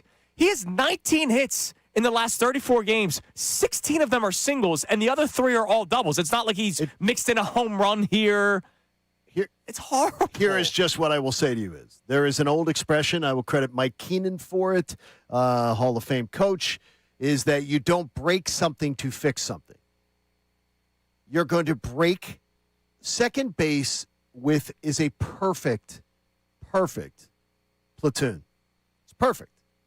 Because Bryson Stott is not an everyday player. No, I'm saying when there's when there's a righty on the mound, you can play Sosa at third. You could. There is times, but the thing is everybody wants to then sit Boehm and play Sosa every day at third. No, I'm not saying that. But that is what a lot of people are saying. I believe that's what Connor's saying. I think Boehm needs phantom injury. I've been saying it for 2 weeks now. You're not going to get Boehm to. You have to get Boehm to agree to that. Do you think he's having fun playing baseball right now? Do you think Boehm and his agent are going to agree to that? If it helps turn his season around, maybe. Why would that help turn his? Why does that help turn his season around? What's happening to his value right now? But I understand is what is helping turn his season around? To sit? Yeah, dude. You saw it happen with Brandon Marsh last year. He went 0 for the month of April. They sent him down. He worked on stuff. He came back up. He hit like 350. And he's still hitting over 300. Sending him down is one thing if he would agree to that. The phantom injury is another. Why do you think Brandon Marsh had a rehab stint?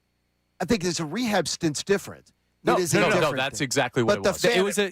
I don't believe Brandon Marsh had some injury that got him sent down. I think Brandon Marsh was given a week off, then he goes to the minor leagues because it changes the perspective of it. But right? the thing is, if Alec Boehm, ankle and 10-day IL, 15-day IL. Brandon Marsh is not in the same contract position, and that's a different situation. Right. That's the thing is that these players in a contract year, it's a different message. He's losing himself money. He could and be, not just with his parents. Connor, he just can't.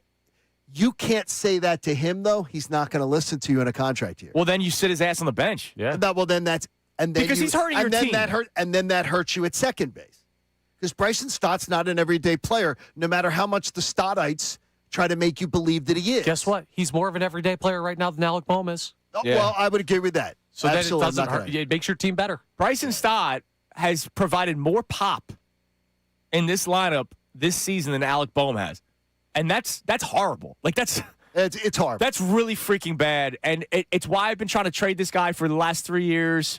And look, I understand it. Oh, he's a pure hitter. Okay. The thing that I always bring up, pitchers aren't afraid of him. Because if you make a mistake to Alec Boehm, he's going to damage you by hitting a single between the second baseman and the shortstop up the middle.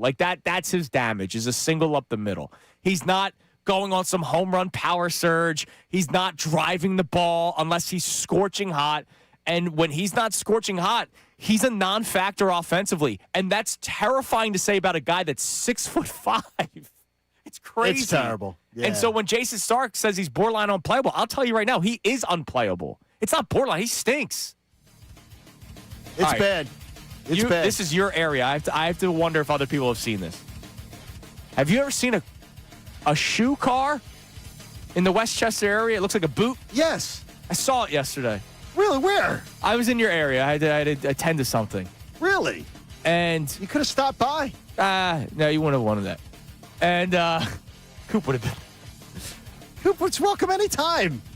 I saw this thing, and Coop and I had a ball, like laughing about it. Yes. He says to his mom this morning, I saw a shoe car, and she's going, what the hell is this kid talking about? I looked it up. LL Bean created these shoe cars. Really? I didn't know that that's who had Good marketing. There's 3 in the world, and there's Really? one of them in Westchester. Yes, there is one. Why?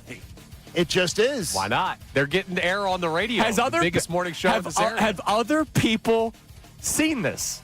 Please let me know. All right, I know people in Westchester have seen it. Coming up next, today's headlines with Connor Thomas here on The Fanatic.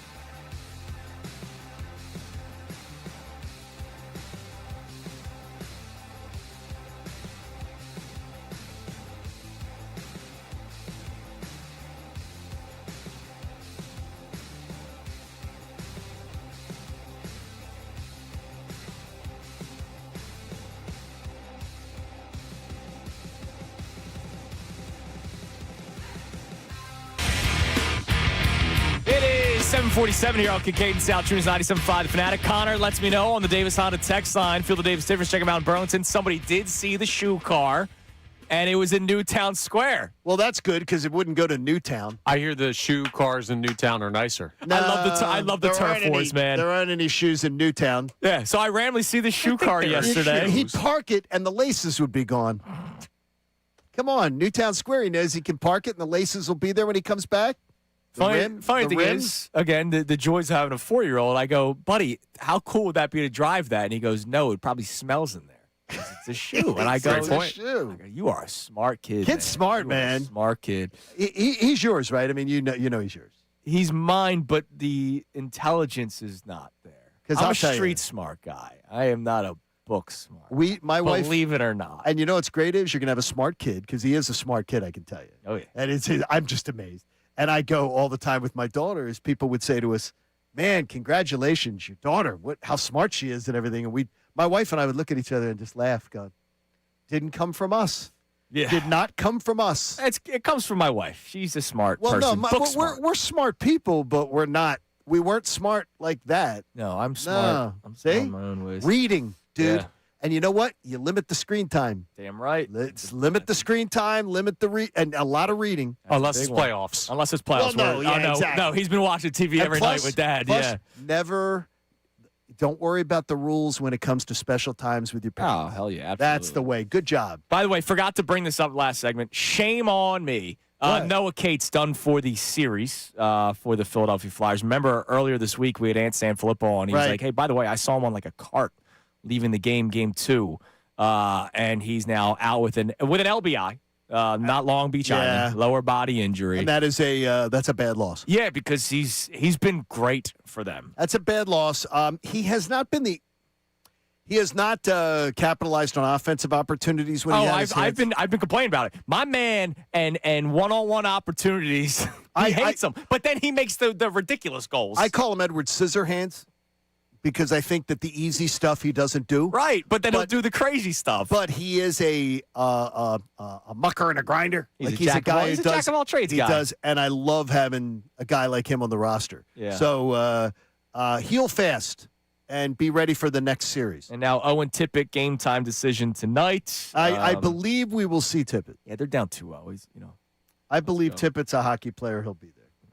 We'll see if Timmy Saunders has some inside info for us at 9:30. He'll join us today. He'll join us today at 9:30. All right, time now for today's headlines with Connor Thomas.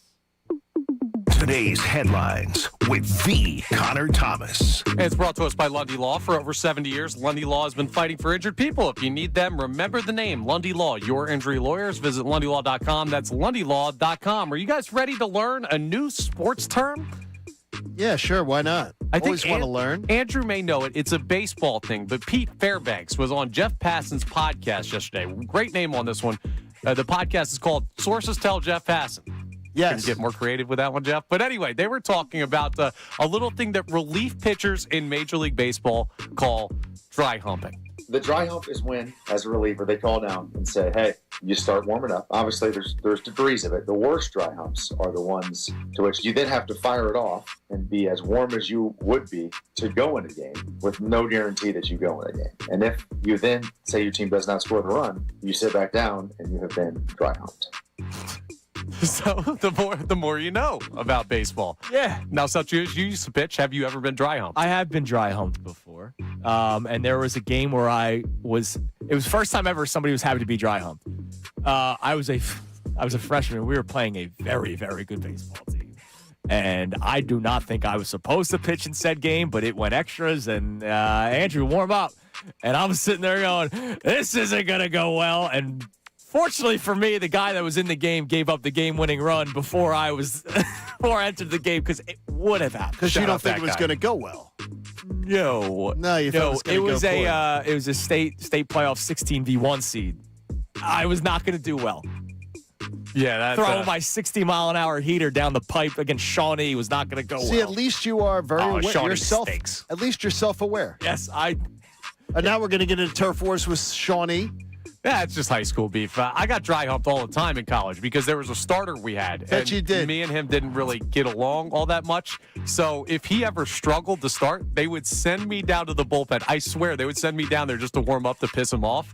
There was one time we had a doubleheader, and I warmed up in inning 1, game 1. I ended up throwing inning 9, game 2. It was like 5 hours in between. So it was all psychological warfare on your manager's part? I wouldn't call him a manager. He was quickly fired. You've talked about him. Not fondly all the time. Speaking of that and losing your job and everything in between, we got to change the music because this story won't end, and we got to continue to at least update the people on it. Oh, dude, this is insane. I don't even have to tell you guys. You know what it is. Boat party, apparently. Dude, I feel it's another day where you're like, I'm now reaching the point. I don't want to speak for somebody, but if I'm the son, I'm wondering who my dad is. Honey, he's 5 years old. Is what he's going, honey? Dad is, honey. Dad might not be dad is what it's going to end up being the story at some point potentially. Yeah. Because, or at least he's going to read all these stories. He's 4 or 5. Right. But when he's older, he's going to be like, honey, we have a story to tell you. Mom, this is diabolical on her part. Now, and no matter what you think of the story, it's freaking diabolical. Yeah, tell the story. What the story is Mike Vrabel and Diana Rossini, now things have come out, TMZ obtained documentation that they rented a private boat together back years ago. Both of their names are signed on it. This story won't end. Yeah, but do you know when the boat was rented out? She was 7 months pregnant. Yeah, 2 months before the birth of her child. It's freaking diabolical. And look, I will say it, potentially the birth of his child. I don't know at this point, man. It's a terrible story, and let's it's hard. I'm not trying to be TMZ guy over here, but let's face it. Why else are you going on a boat? You're 7 months pregnant, and I'm a dude. All right, so you're Mike Vrabel. What are you trying to do on this boat with somebody that's 7 months pregnant? What'd she name the kid? And the kid's name is Mike. The whole story is disgusting. And yesterday we had Shefty on, and sorry, Connor, I don't know if you had more stories, but we had Shefty on yesterday, and one of my questions for him was, look, if something else comes out, is there a world where Mike Vrabel steps down? Yes. And if he steps down, does A.J. Brown say, you know what, I don't want to go there anymore? Shefty still made it clear that he believes, look, the trade, I think the trade is all but finalized. He made it clear that A.J. Brown is still going to New England. But there is a legitimate chance where if this continues to pile up, I put it out before day 3 of the draft when he said he wasn't doing the draft. There's no backing out of the trade. When two teams make a trade like that, if they backed out of a trade, it would be there's no way that would happen. Yeah, but I don't know how he's the head coach of this football team this year. Well, good news. The trade is fake anyway. Remember. Oh, yeah, because the media made this all up, and AJ just wants to be an Eagle, and this is all a media creation. This story gets worse and worse. It's and terrible, worse but that story is despicable. I got to tell you, that's two despicable people. Yeah. That's a disgraceful story. I mean, they both did their family dirty. Even if it's not his kid, let's say it's still Mr. What about his wife for 25 years and his grown sons? Disgraceful. That's today's headlines. All right, it's a the headline every day. Coming up next, Andrew DeCecco joins us in studios. He does every Thursday. Sixers Flyers talk continues. Phillies talk continues as well. But don't forget, he was in attendance for rookie minicamp. Which rookies flashed? Does Makai Lemon look like a game changer? Uh-oh. We'll discuss that all next with Andrew DeCecco and more of your poetry for your chance to win a pair of tickets to tonight's Flyers game here on 97.5 The Fanatic.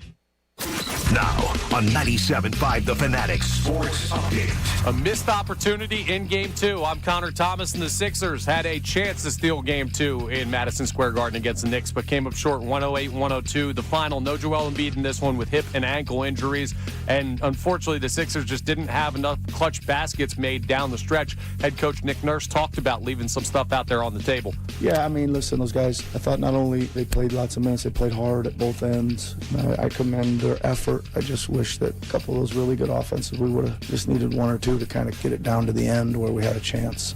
Game 3 is Friday night back in South Philadelphia as the Sixers once again are going to have to dig themselves out of a hole in a series. The Flyers are trying to do the same. They got Game 3 tonight against the Hurricanes. We'll see if home ice can be the difference maker. They're also down 2-0 in that series. Puck drop is at 8 p.m. this evening. You can hear it live right here on 97.5 The Fanatic. Owen Tippett, game time decision. Noah Cates done for the series with a lower body injury. The Phillies, they've won 8 of their last 9. They beat the A's 6-3 last night. They wrap up that series. They go for the sweep tonight at 6:40. Andrew DiCecco joins the guys next. Talk about Eagles rookie minicamp and his takeaways. This update is brought to you by Comer & Cross. Upgrade your garage in one day with Comer & Cross. Take 50% off installation now. Call 1-800-NEW-FLOOR. Go to ComerCross.com.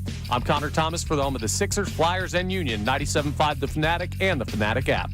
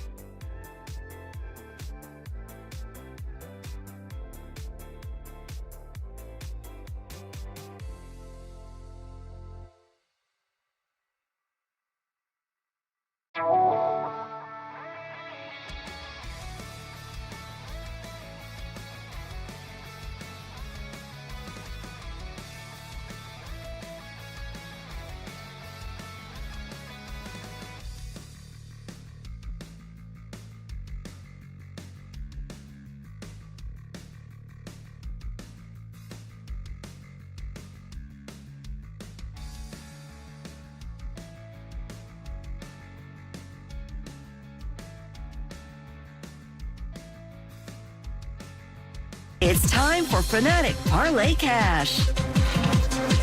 All right, let's give out some money. Sorry, we were talking alcohol. Let's give away some money here. Fanatic Parlay Cash. Keyword today is draw. D-R-A-W. Draw. Like the Sixers, for some reason, when Karl Anthony Towns had 4 fouls, and so did all their other bigs, decided not to try to draw fouls. Okay, that's a in really the fourth quarter. Drawn-out explanation. You have 25 minutes till after the hour to enter it on the Fanatic app, 975thefanatic.com, or you can text to the special short code 45911 draw.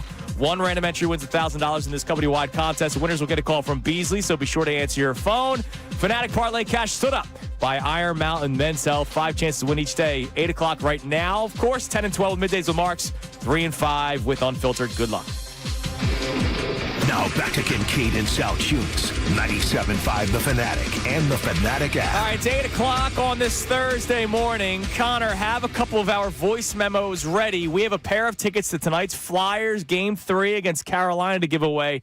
John Kincade is in love with Magic Mattingly, so he wants poems. And the first one was great. Roses are red, Violets are blue. Let's go Flyers. Hurricanes, bleep you. Short and simple. Yeah, that was pretty. I loved it. But we have more that we will get to this segment. You can send them in at 610-632-0975. Sixers reaction as well. Phillies reaction. But we welcome in our man, Andrew DeCecco. What's up?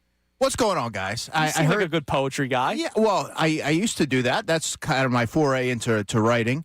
I have a flair for it, if I may say so myself. But I heard you guys playing Total Eclipse of the Heart by Bonnie Tyler. Great song. And I could add a couple more that you could add into it. Faithfully by Journey. That's a great one. Great and song. Foreigners, I Want to Know What Love Is. Those sound like songs that would go with John's love for Don Mattingly. Faithfully is Al Salciunas' go-to at the wedding DJ request. Really? All the time.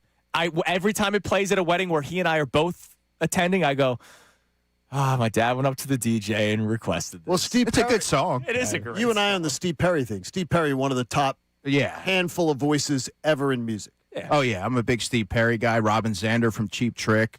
A lot of the classics. There you Paul go. Rogers. You're the best. All right. We'll play more love songs because John Kincade believes that Don Mattingly is doing everything different. I love that I like it when the boss actually tells the employees what they're going to do, and he's not afraid to then tell the public that I'm the boss and the employee is going to do what I tell them to do. Yeah, meanwhile, he's I think it's following really the interesting. previous boss's exact same No, strategy. Playbook, yeah. No, it's not. In fact, the old boss never once would tell the employees, would dare criticize them, Publicly. or dare go out against them, because he wouldn't, because he didn't have the guts to do it. Well, he man who didn't has to say- publicly, to our He knowledge. didn't have the guts to do it. Any man who But we has don't to know. say, We don't know if it was internally or not. No, internally you can do whatever you want, but publicly wouldn't say, I'm the boss, I'll make the calls, and the employees will do what I tell them to do. He may have recited exactly what you just said, but behind closed doors. Yeah, he we don't could, know. but publicly, it's a great thing to see that the boss takes charge. It's interesting. Not substitute teacher. All right. I like it. Before we get to more Magic Mattingly, Andrew, we're going to talk Eagles rookie minicamp, but want to get your thoughts on the Sixers. I saw you tweeting about the Sixers last night. Yeah. Great effort, but unfortunately, Sixers now down 2-0 in the series, losing 108-102. Your reaction to the Embiid news before the game, obviously, and then how the game played out. And then I want you to answer our Tyrese Maxey question that we have today. We'll reset the poll of the day, which is brought to us by Dr. Avidan Appel and Iron Mountain Men's Health, because it's pretty even. It's a strong poll, as always, but it's pretty even. But all those, your reaction. Yeah, well, watching Joel in Game 1 towards the end, he was laboring to get up the court. It's with the quick turnaround, knowing it was essentially back-to-backs, it seemed unlikely that he would be able to go. But then when you see the harsh reality, when that comes in around noon, it kind of puts a damper on what was an optimistic view of Game 2. But we had, 60% of our voters on our poll yesterday, Sixers outright win. We had three options: Sixers outright win, Sixers cover but lose, which happened last night. Sure. And then Knicks cover, which By would have a been half point, by the way. beatdown. Thank you. To your point, from 6 a.m. to 10 a.m., it was let's go Sixers. They're evening the series, and then noon hits. And they still almost were able to pull it out. I like the fight that they had. They did what they had to do with Andre Drummond and Adem Bona. Dominic Barlow comes in later in the game and provides a spark. I actually like the matchup that he provides. I'm curious to see if they use him a little bit more this series. He moves well in transition. He should play and over Adem Bona. He's a longer player. I just think he's much more secure, and Adem Bona needs to work with a receivers coach or something like that, because he cannot pull down those rebounds. Andrew, he needs to work with a basketball coach. I think he's Well, very. doesn't he work with basketball coaches all the time? Yeah, I think he needs to. I think he's very raw, and I think sometimes the coaching is maybe putting him in the wrong direction. Talking to somebody, he does a lot of three-point shooting in pregame work, and I saw a video of him doing dribbles with. But I don't want him to dribble.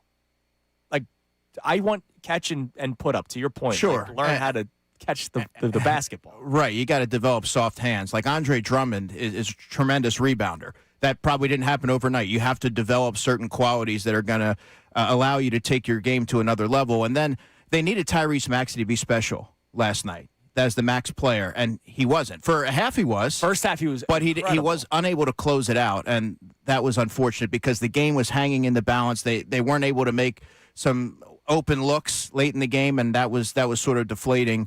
But, yeah, I mean, look, I think they still have a shot. I really do. Once you get back to Philadelphia, we'll see if Embiid plays in Game 3. Maybe you incorporate Barlow in there and don't work him in as late into the game. But I mean, they're gonna certainly need to pick up the pace here. I did like how they tried to push the pace early and they were playing physical. They played great basketball in the first half. It was maddening to see the Knicks sort of bait the Sixers into a lot of. I mean, Karl Anthony Towns. There were multiple times in that game where it appeared that he had traveled. These things aren't being called, and I don't know how you can play basketball in the modern era when everything you do, if you try to play physical, it's going to be called. There was whistles all game. You mentioned Maxey's second half, 3 of 9 from the field, 0 of 3 from 3, 3 turnovers. So our poll today, Connor, if you can update everybody, is about whether or not you could be critical of Tyrese Maxey, because, man, there was a lot of excuse making yesterday, and Andrew, I said it to John and Connor not that long ago, I'm seeing younger Andrew on social media and some of our texters and some of our callers, except instead of Maxey, I was that with Embiid. Well, the front office isn't putting the right pieces around him. He can't do everything by himself. He's playing too many minutes, all these things. Like, everything that I said about Joel Embiid, a lot of people are now saying about Tyrese Maxey. So, like, I'm younger me, it's like Interstellar. Like, I'm screaming from behind the bookshelf, screaming, no, don't do it, don't do it. Murph, what do we got? Don't let me leave. Our poll today, as a Sixers fan, do you find it difficult to be critical of Tyrese Maxey? It started off with most responders saying yes. Now 55% of our responders are saying no, 45% saying That's still yes. 45% of a ravenous fan base. And again, Harper has a bad game, we call it out. Hurts is a bad game, we call it out. Embiid is a bad game, we call it out. What do those three guys all have in common? Well, they're big names. They're also paid a lot of money. They're supposed to be the guy.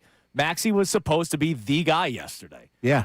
And he wasn't in the second half. In the first half, he was incredible. Second half, well, I think going into the postseason, one of my biggest areas of concern was the lack of depth that they had, and it really reveals itself when you don't have Joel Embiid, and you're leaning on players that are probably best suited to be 8th or 9th options, and now you're asking them to play major minutes in Game 2. I just, this was something that always felt like it was a glaring omission to not address that, and now you're seeing it play out in real time. Well, I got Campaign from Yugoslavia or whatever. He's unfortunately Glad we have injured. Cam, man. Serbia, thank you. It tells you something, though, about Nick Nurse. Nick Nurse can actually he can make adjustments when from Game 1 to Game 2 in the Boston series, Game 4 to Game 5 in the Boston series, Game 1 to Game 2 in this series. Nick Nurse, when he gets a couple days in the lab, and considering what he was dealing with personally with his brother's funeral, pretty amazing. Yeah. He could come up with a plan. I wonder, though, why those aren't the original plans. Like, to me, I look at it and go, why isn't that the original plan? Those are the better plans to me. Well, when Joel Embiid's not playing in that game, you have Game 1 of data to go off of and how they played you, I think you have to kind of go back to the drawing board and figure out, okay, how are we going to try to suppress Jalen Brunson? What are we going to do against Karl Anthony Towns? And he got into foul trouble early in that game. And so I think a good coach is able to adapt, and you don't maybe have a one-size-fits-all. You're able to play the matchups and try to put your players in best position to execute. Yeah, it's just a bummer, man. They're now down 2-0 in the series. Game 3 tomorrow night. Game 3 Flyers tonight. Connor, can we have one of our poetry voice memos at 610-632-0975? Who do we got? Of course we can. Christian checks in next. Let's go Flyers. Let's go Flyers. This is our arena. This is our home. Rome, Carolina, over. Sock 'em, rock 'em. Knock, knock. Phillies coming in. Young guns are going to win. Orange and black. Bring the attack. Man, I need them to rock 'em and sock 'em. With Tibbet, Zegras, and Martone, this is our gritty home. I appreciate the effort. Not the leader in the clubhouse. Good bid. I appreciate the effort. He went into it. Yeah. Like he wrote a script. I appreciate the effort. That's the most I'll say. Gave it a good run, kid. Do we have? I'm gonna put this nicely. Do we have a better one than that one that we could try? Let's hear what Dan from Warminster has. Ignite the orange. Young players. Young love. Don John. Darth Ladar. Glove save. That's a nice haiku there. That is a nice haiku. It's funny. He said He Don, took the poetry thing. He said Don John. And I was thinking about it. You guys could open up a competing shot to Ron John's. If it's summertime's coming. Man. Summertime's coming for the elderly gentlemen. Yes. To still look stylish. They can still wear slim clothing and everything like that. Yes. Don Mattingly and I, a little business venture. Summer love. Yeah, maybe add Has Wind a Beneath My blast. Wings by Bette Midler to that as well while we're at it. This is getting ridiculous. Dude, it's amazing how much you love him. It is awesome. You have a tattoo? I just love it that there's a pulse. You have a Donnie baseball tattoo? No, it's great. Is the coroner's office is just glad that they no longer have to station themselves outside the Phillies clubhouse. They now know that the manager has a pulse. You guys related? It's great. It's great. By man. Yeah, he's John Mattingly. I love it. It's amazing that I had so many people wondering, what would a managerial change mean? What would it mean? No, I agree. Surely No, their run of I success. agree with you. I wanted them to move on from Topper at that point. Even club spokesman, general manager / manager Bryce Harper told you, yeah, we were just going through the motions waiting for Topper to be fired, but they wouldn't do it. I'm going to poke at you here. Surely their run of success is due solely to the managerial insertion of Don Mattingly, and not the the better pitching and playing better baseball. Oh no, that's part of it. It's just the idea is when you hear players just being like, we were in a death march going. Don Mattingly went up to Aaron Nolan and said, when's the manager going? We have a player in the locker room who actually articulated it saying, we were waiting for the manager to get fired. We were waiting for it to happen. I would like to think that a lot of the driving force behind their recent success is the way that they were playing got someone fired. Yeah. Yes. Oh, that's I believe how I that. view it. Sure. And absolutely. I don't know that there was a magic switch that was flipped or anything like that. It's more looking internally and saying we weren't playing well enough. And his nickname wasn't Robbie Baseball. All right. No, it's but not. we have Donnie Baseball. We do. We have a Hall of Fame baseball player. Hey, boys, what if now- we win instead of lose? When a do you think what a concept. Do you think this? Do you think that when a Hall of Fame baseball player tells a player in the modern era to do something or holds them accountable, You're Nick or says Castellanos, something, dude. do you think that means something more? Sure. I do too. And I think that's the logical, absolutely 100% correct answer. that's the managerial prowess. I think it just is an answer that Don Mattingly's got cachet. Yeah, the Marlins couldn't have gone sub 500 without him. He could go and he had such talented teams. No, he did actually. He had all the guys. They that should have were- been. Yeah, they should have been. Yeah, he had all the guys. Yeah, they were really he also good had, teams. He also had the Dodgers that came up small. They were year in good and year out. teams. That's all right. No, look, maybe Yeah, he did. he's due. He's due, and He maybe did. it's with the Phillies. Right. All right, Andrew, rookie mini camp. Some of your top takeaways. I looked at the video you were posting on Mekhi Lemon. I know you wrote a great article on Mekhi Lemon for InsideTheBirds.com. Tell us some of your top takeaways from rookie mini camps, dude. Yeah, Mekhi Lemon is a smooth operator, man. Yes. Very elegant and precise in his movements, razor sharp with his route running. Now, context is important here because they're running routes on air, at least the portion of practice that was open to us. But he stood apart, and he led the drills. It was presided over by wide receivers coach Aaron Moorhead, and he was far and away the most advanced when it came to the route running aspect of the position. I can't wait to see what he's able to do when pads come on and he's going up against Quinyon Mitchell and Cooper DeJean and players like that, and how he's able to handle and combat the physicality. But he really stood out in a positive way. The first player you can't help but notice is Uar Bernard while the team is going through their stretches at a far field, just the size and the arm length. And I think I was sort of hyper-focused on him, knowing that it was his first football practice ever. And he was working with defensive line coach Clint Hurt, a tryout player, T.J. Burke from Lehigh, and Gabe Hall, who's a third-year player. Who was the one that was helping him put his helmet on? That was T.J. Burke, number 94. I thought that was such a beautiful video of, like, here's a guy, like, let's see what happens. Let's see it, right. Can't even, like, I don't know if he actually could not put on his helmet, but somebody's literally strapping on his helmet for him. I was like, this is awesome, man. When you talk about the precise route running and everything like that, we always hear that about Devontae Smith being one of the best in the NFL at that. Yeah.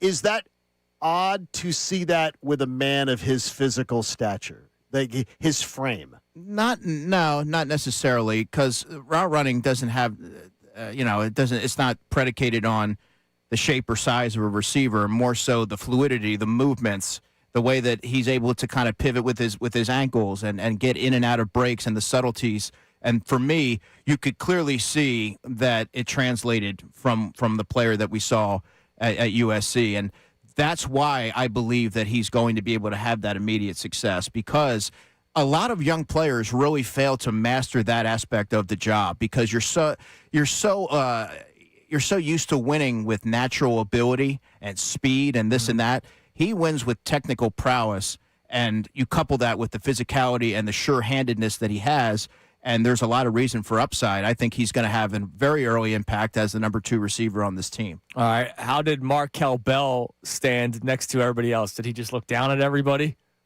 I think one of the coolest things for me is that he was standing side by side with Holland Pierce, and they both have 85-plus inch wingspans, and I wanted to see them side by side, and I got that, and I took that photo.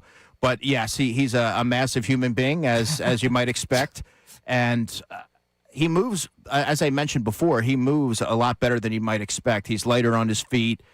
It's probably going to be a year or so until he's able to kind of step in there and be that Fred Johnson or even a starter, but you can see the developmental qualities and what the Eagles were so drawn to in the pre-draft process. When you say it's a year, what is the developmental process year going to require? What is sort of going to be required in that year for him to step up and be ready to hit a field? Yeah, that's a great question, John. And I would say he spent his first 2 years at junior college, and then he played at Miami. So it's learning the technical aspects of his job and how Chris Cooper, the newly appointed offensive line coach, wants things done. He's probably going to have to get a little bit stronger, especially in terms of lower body. But this is someone that you can't teach size. You can't teach that kind of movement ability. He's a left tackle at Miami. He can play right tackle as well. As he mentioned, that their offensive line coach, Alex Maribel, had them focus on multiple areas in the event of that being out of necessity. And I mean, this is a player that I told you guys he was my top graded tackle going into day 2, and you could see what the Eagles really liked about him, how he handles, the hand usage and things like that. When you get to training camp, we're going to find out. But yes, a very large human being, and I'm curious to see how he takes to coaching at this level. Look at him. He's glowing. He is. He's beaming right now. The thing that I was excited about is even reading some of your coverage. Oh, it's great. Is that it seems as if you were enthused by what you saw. I hope that always shines through in all of my work, because I love what I do. Yeah, well, no, you're always enthused about being there. But it seems like you were enthused with what your eyes saw, is what I'm more speaking. Yeah, and you always want to temper things, because it's rookie minicamp. It's the first time that these players are getting onto an NFL field, and they're acclimating and getting to learn their coaches and go through the installation and how coaches want things done.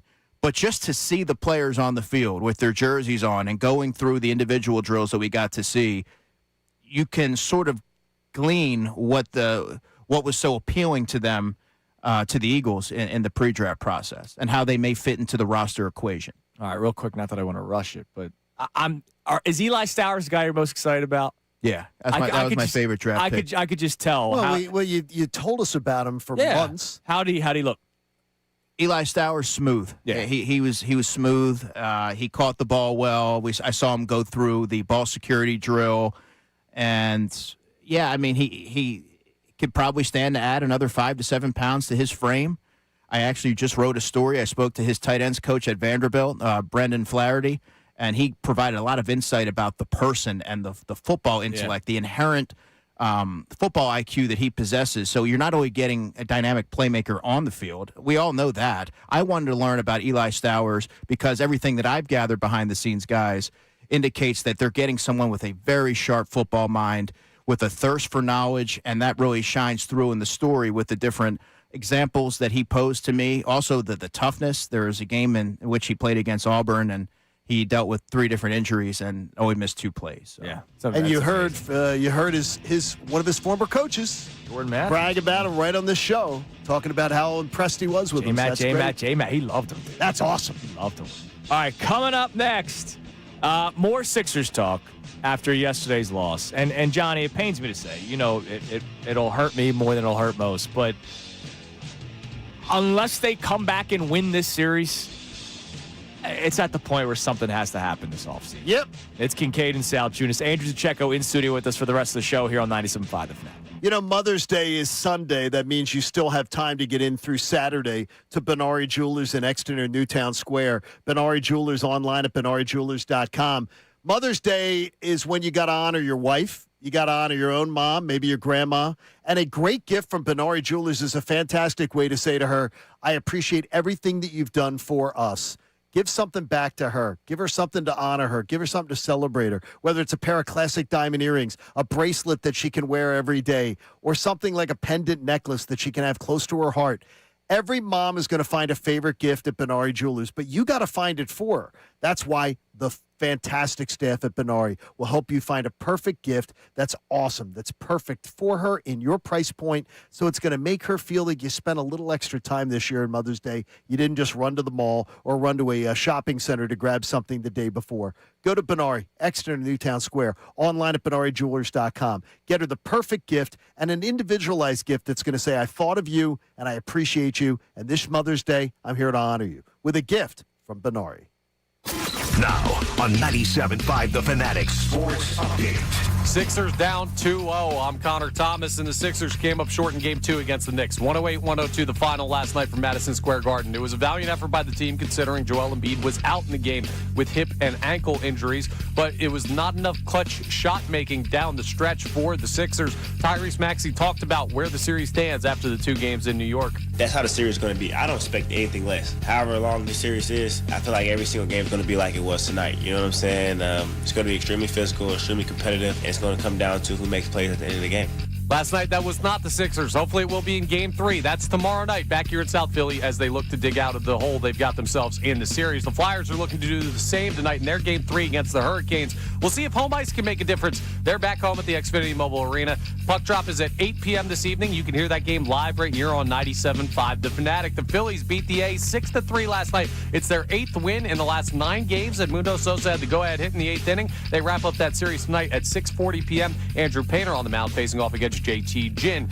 Andrew Pacheco joins us coming up, he's already with us. He'll be with us for the remainder of the show. Noah Levick joins us at 9:05. Tim Saunders at 9:30. This update is brought to you by Anheuser-Busch. Flyers playoff hockey is here. Catch the WMMR Fanatic Flyers Block Party live broadcast presented by Michelob Ultra Thursday and Saturday leading up to the home Flyers playoff games. Win autographed jerseys, 21 plus. Please enjoy responsibly. I'm Connor Thomas for 97.5 The Fanatic. Fanatic Parlay.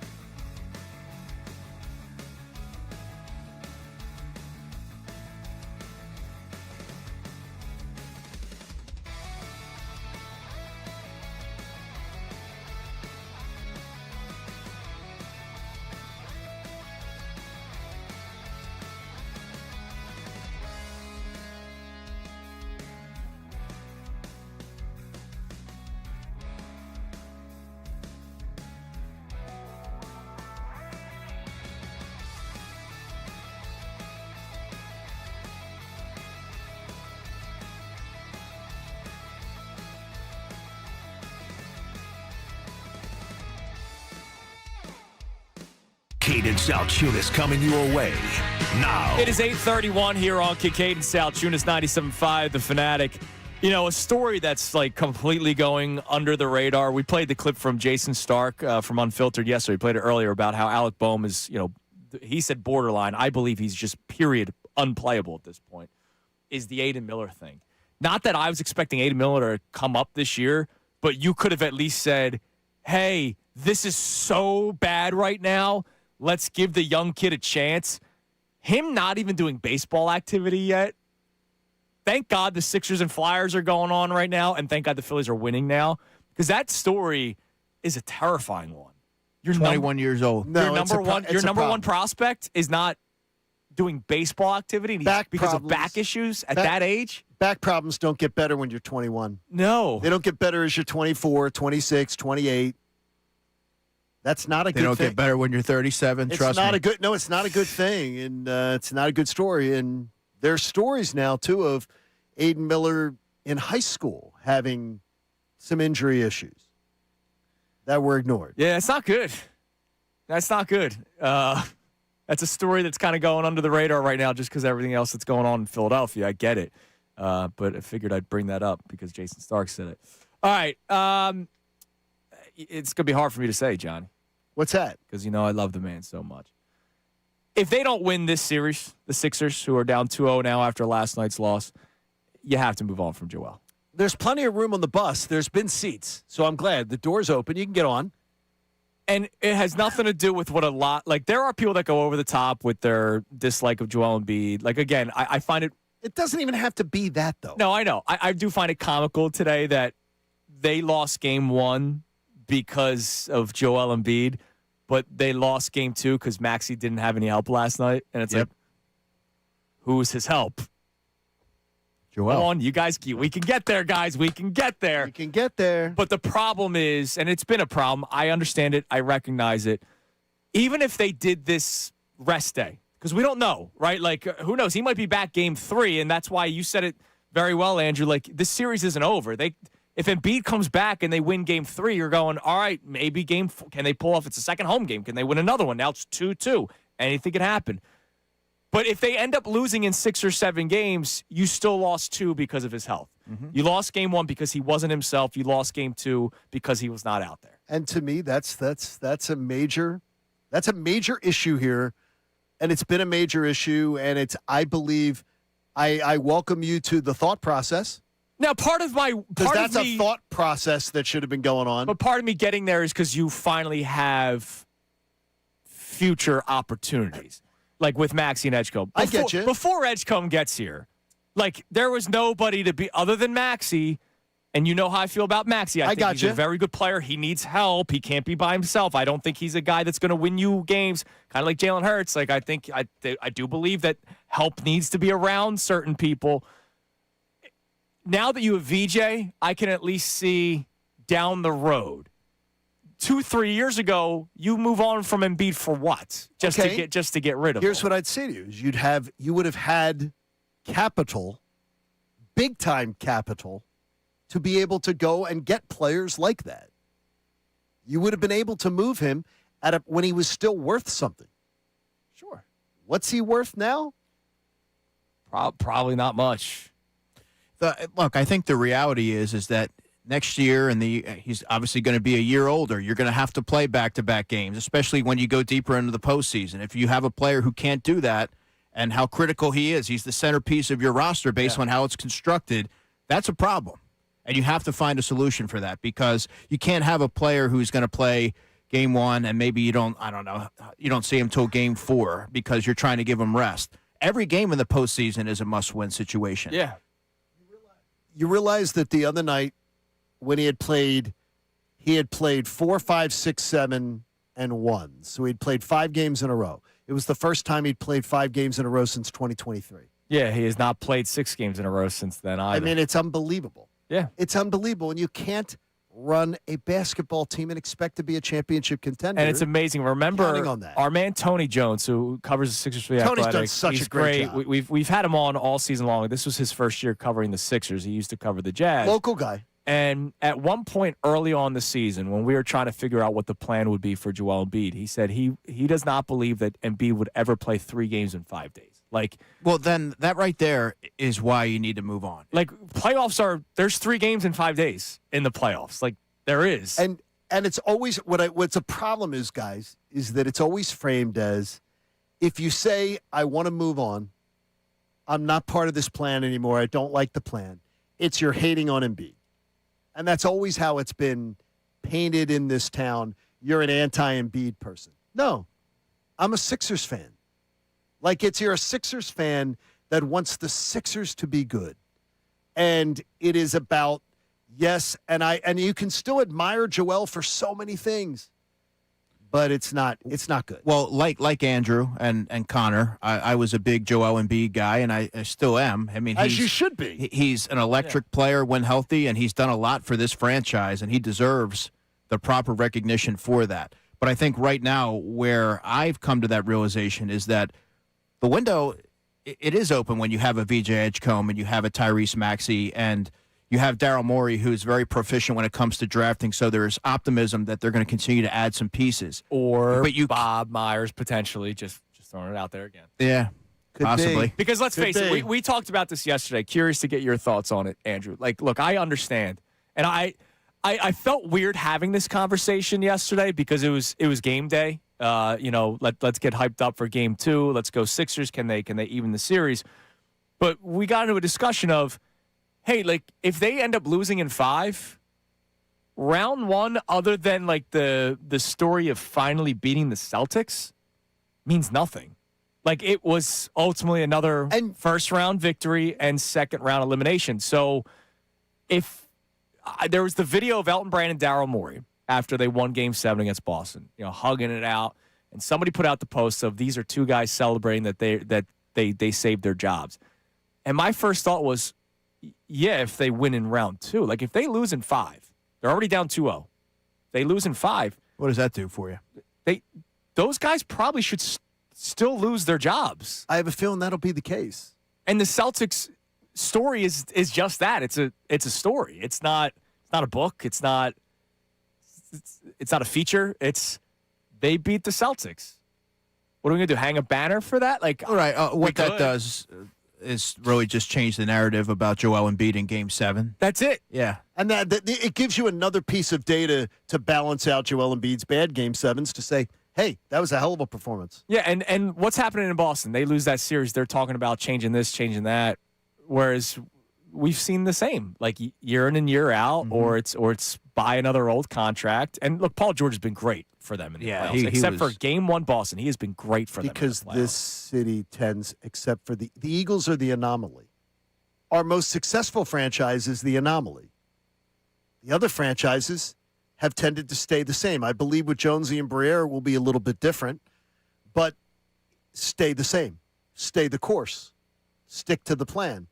Whereas the Eagles blow things up a year out of winning the Super Bowl. They're like, nah, we'll fire a coach. We'll blow things up. We'll do this.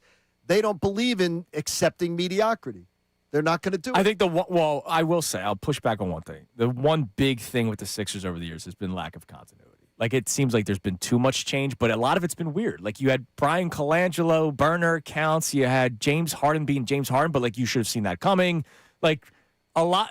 Ben Simmons all of a sudden not caring about basketball. Oh my God, the first overall pick, Fultz. Markelle Fultz. You could have seen the thing is, and I understand the Ben Simmons thing is it's tough. It's tough. That was a terrible thing. Yeah. But it's you could have. There was intelligence there. There were a lot of people speaking out about that before he was drafted. Sure. That he wasn't that guy. But for 3 years, he was that guy. Yeah. For 3 years, he was. He looked good. Well, there was deficiencies in his game, but he was that guy. Yeah, but the deficiencies weren't impacting them so much. Yeah. You still felt good about the future. But then you have the thoracic outlet syndrome for Markelle Fultz. Zaire Smith and peanut allergies. It's crazy. Now, are you the thing is, though, if I said to you, if Howie Roseman was running the Sixers back in the career of Joel Embiid, I 100% would tell you that Joel Embiid would have been moved on from I agree. long ago. Yeah, I agree with you. Long ago. Yeah, there's no disputing that. He would have moved on and said, no, this isn't working. We're moving on, and we're going to get him, and we're going to trade him with maximum value. Yeah. The Sixers just kept going down the same path. Dawood on our YouTube chat, I'm guessing he said something on Instagram about Maxey's second half performance not being good, and some people recognize that. A lot of people struggle to admit that. He said, my mentions on Instagram are going crazy right now with this Maxey discussion. You'd have a better chance at criticizing the Pope. My gosh. I'll criticize the Pope. There's a lot of people that are hesitant to be critical of Tyrese Maxey. It's okay to point out that he had a bad second half yesterday. It's and okay. if he plays half of the way he did in the first half, they win that game last night. They do. And it's 1-1, and we're saying, man, they stole one without Embiid. Let's see what happens game 3. Fortunately, he had a horrible second half, and they lost. All right, coming up next, more voice memo poems for your chance to win a pair of Flyers tickets tonight. Also, John Kincade told us about the strength of opponents for the Eagles earlier this week. Does Andrew DeCecco agree with the analysis? It's Kincade and Salciunas, 97.5 The Fanatic. Keep it locked into 97.5 The Fanatic all day.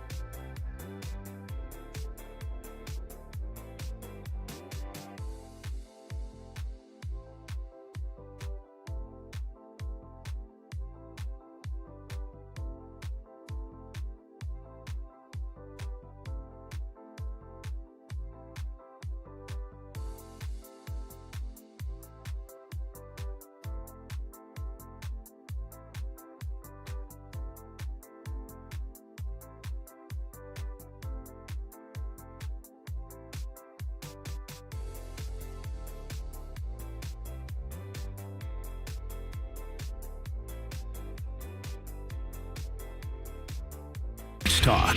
97.5 The Fanatic and the Fanatic app. All right, it's 8:47 here on Kincade Salciunas, 97.5 The Fanatic. We have a pair of Flyers tickets for tonight's game. Game 3. Come on, Flyers. Let's make it a series. Come on, extend people. it. They look great in Game 2. Let's extend the series tonight. Game 3. Hopefully, Owen Tippett will be back. Game time decision, but it's Game 3. It's do or die. I'm going to tell you, sometimes you come up with ideas. Yes. And sometimes they're crappy. Thank you. I'm beginning to think this is a crappy idea. What? I just haven't thought I'm got to tell you, I haven't been impressed. I've not been impressed with the poems. Maybe it was a crappy idea on my part. Maybe I thought you were about to shove the blame over this way. No, I said it's a crappy idea on my part. I said I said sometimes you come up with an idea and it's a crappy idea. I think it's Never had a bad I've not idea. been pleased right now, but we'll see. Maybe something to blow. So you're underwhelmed. I'm underwhelmed at the moment. Well, what do we got? We do have something. I have to say, in hindsight, the Ignite the Orange being part their slogan, it's pretty hard to rhyme with orange, and I think that's been tripping some people up. But Eminem can do it. Yeah, well, not everyone's Eminem. So could Witchy Poo. But Benjamin from Pottstown is going to give it a shot next. Roses are red. John loves the dawn. But the Flyers play tonight. Let's get it on! Oh, now you see that's a little bit better. That was good one. That's a little bit better. All right, let's get it on. That's a little bit better. John loves the Don. You do love the Don. I do love the Don. I do love the Don. I want to see your reaction when he has an in-game decision that you don't agree with. And you know that He'll never make the wrong in-game decision. No, he will. And I'll be glad. I know. He's in love. You'll get after him. And I'll be They're glad made for and each I'll be other. glad to go after him. I won't be like many in my business that will just continue to keep read from the talking points of I will always defend the people I love. I know you'll get No, after I just him. love how the I'll get lineup's after the it. exact same, but they're I'll get playing after it. better because Don No, Mattingly's I like there. again a guy who holds his players accountable publicly. I think it's a great thing. Don't pee on my leg and tell me that it's raining. Turner, Schwarber, Harper, Garcia, Yeah. Sosa, Realmuto, Marsh, Bones, let's be. Reyes, Reyes Crawford. Bryce Harper tried to tell him how to do his lineup. And what did Don Mattingly do? That was tremendous. It was tremendous. Tremendous. I thought it was funny that Sosa was in. He's trying to tell him how to do his lineup. Yeah, but I'm telling. And that was exactly Bryce Harper's. But do you think? Wait. Hold on. What? Do you think that Rob Thompson would have said, "You're right, Bryce. I'm going to play Bryson against a lefty, Bryce even though Harper- I haven't been doing He it." absolutely would never have said what Don Mattingly did. I'll make these calls. I love hearing people's opinions. I'll make the calls. I don't need to hear. He doesn't need to hear from Bryce Harper, the general manager, the manager. Campaigning for Bryson Stott, who, by the way, in his last 300, 400 at-bats as a left-hander against lefties sucks. Yeah. Which Bryce is Which is ignoring. why Rob Thompson wasn't playing him Which against is ignoring. left-handed pitching. But Bryce wants him in every day. All right. So he said. So what are you defending it for? I'm not Bryce. Who You am I are. defending? You're defending him. You're defending Bryce Why Harper. am I defending Bryce? I'm saying Don Mattingly is doing exactly what Rob Thompson. I'm making fun of you for how much you love Don Mattingly as if he's doing anything different. No, he's telling Bryce Harper to shut up. He's telling Bryce Harper publicly, as kindly as he can. That's not the point I'm making. I'll manage. Well, that's the point I'm making, and you're glossing over it. You're right. That's why they've won 8-9. The old manager never would have stood up to Bryce Harper. The old manager never stood up to any of his star players. He was not catered. He catered to them instead. That's what he did. Never, ever. He was too worried about, if I call him. When Bryce Harper did something wrong, what did the old manager do? Well, he knows what he did wrong. I didn't need to talk to him. This is a cool montage. It is a good song. As John's talking us through it. It is a good song. I got you some, because you know his feelings toward Tom. Yeah. If Rob Thompson put Garrett Stubbs in left field in the lineup, what would John Kincaid's reaction be? Rob Thompson's a jackass. That's probably what it would have been. Good job, Connor. Where'd you get it? Drop. Where'd you get that one?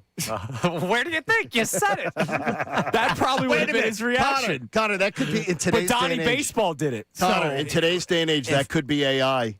I don't If know. Rob Thompson, let me tell you, if he put Garrett Stubbs in left field, John would have a tweet up in about 4 seconds that would have said, he's zoning out again. He's not paying attention. He's sleepwalking through this one. I guess it's a scheduled loss. Something to that effect. Well, but the Donnie Baseball did The it. whole scheduled loss is, that's exactly why Don said he expects his team to win every By the way, game. the one game they lost was when he put Garrett Stubbs in left field. He expects his team to win every day, though. I question that decision. He doesn't like scheduled losses. We You're don't right. have I these. remember Rob Thompson saying, I don't care if the team wins. The Sunday He said that in the World Series. He said, I don't He care. said, if we win. just give your You best mean when shot. he took out Zach Wheeler? Ask Zach Wheeler about that game. Ask him why he had to go crawl across glass for Zach Wheeler. Don Mattingly, future Rob World Thompson. Series champion manager of the Ask him. Philadelphia Rob Phillies. Thompson definitely said, listen, let's not try to win too many games here. Let's not get Guys, crazy. slow down. Yeah, slow down. Ask Zach. Ask Save him some for later. Ask him why he had to go have the little summit with Zach Wheeler. Oh, my God. All Hey. right, what do we have? Any more poems here for John's love for Don Mattingly, even though it's supposed to be about the Flyers? Randy from Florence has something for us. Kincade and Mattingly sitting in a tree. Kissing. First comes love, then comes marriage. Then comes little John Don in a baby carriage. Sucking on his thumb, wetting his pants, all while doing the gritty dance.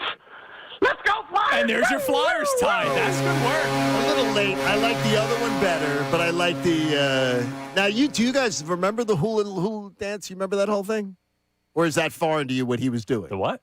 Like, do you recognize that poem that he did? Well, I know the poem. I didn't know that was okay. from something. No, that is Yeah. That's an old poem. I remember that he saying did. that in first grade. Oh, okay. Well, no, so I'm saying. You know, I asked if you remembered that. Because that is okay. But I don't know what it's. I don't know what like. That's an old. No, but that's an old like schoolyard thing. So I like the throwback to that. I like the other And one. I bet you Don Mattingly would recite it better than Rob Thompson would. Well, Don. What other absolutely. things is Don Mattingly better at than Rob Thompson? Go. Well, any public speaking of any kind, playing baseball, obviously. No, baseball aside, is he like a better? Does he do better grocery shopping than Rob Thompson? I have no idea. I've never. I bet you Rob Thompson could beat him on the ice. Oh, I bet he could too. Yeah, bet he could too. Bet you he makes better maple syrup. I bet he does too. I bet at napping.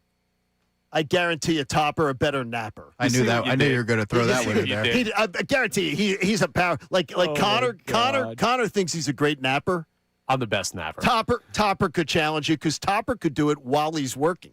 You, on the other hand, you're attentive at work. You are a great napper. You are power. No, but he takes naps that are like 5 hours. They're sleeps. That's not a nap. Yeah, you can't call them naps. You call them sleeps.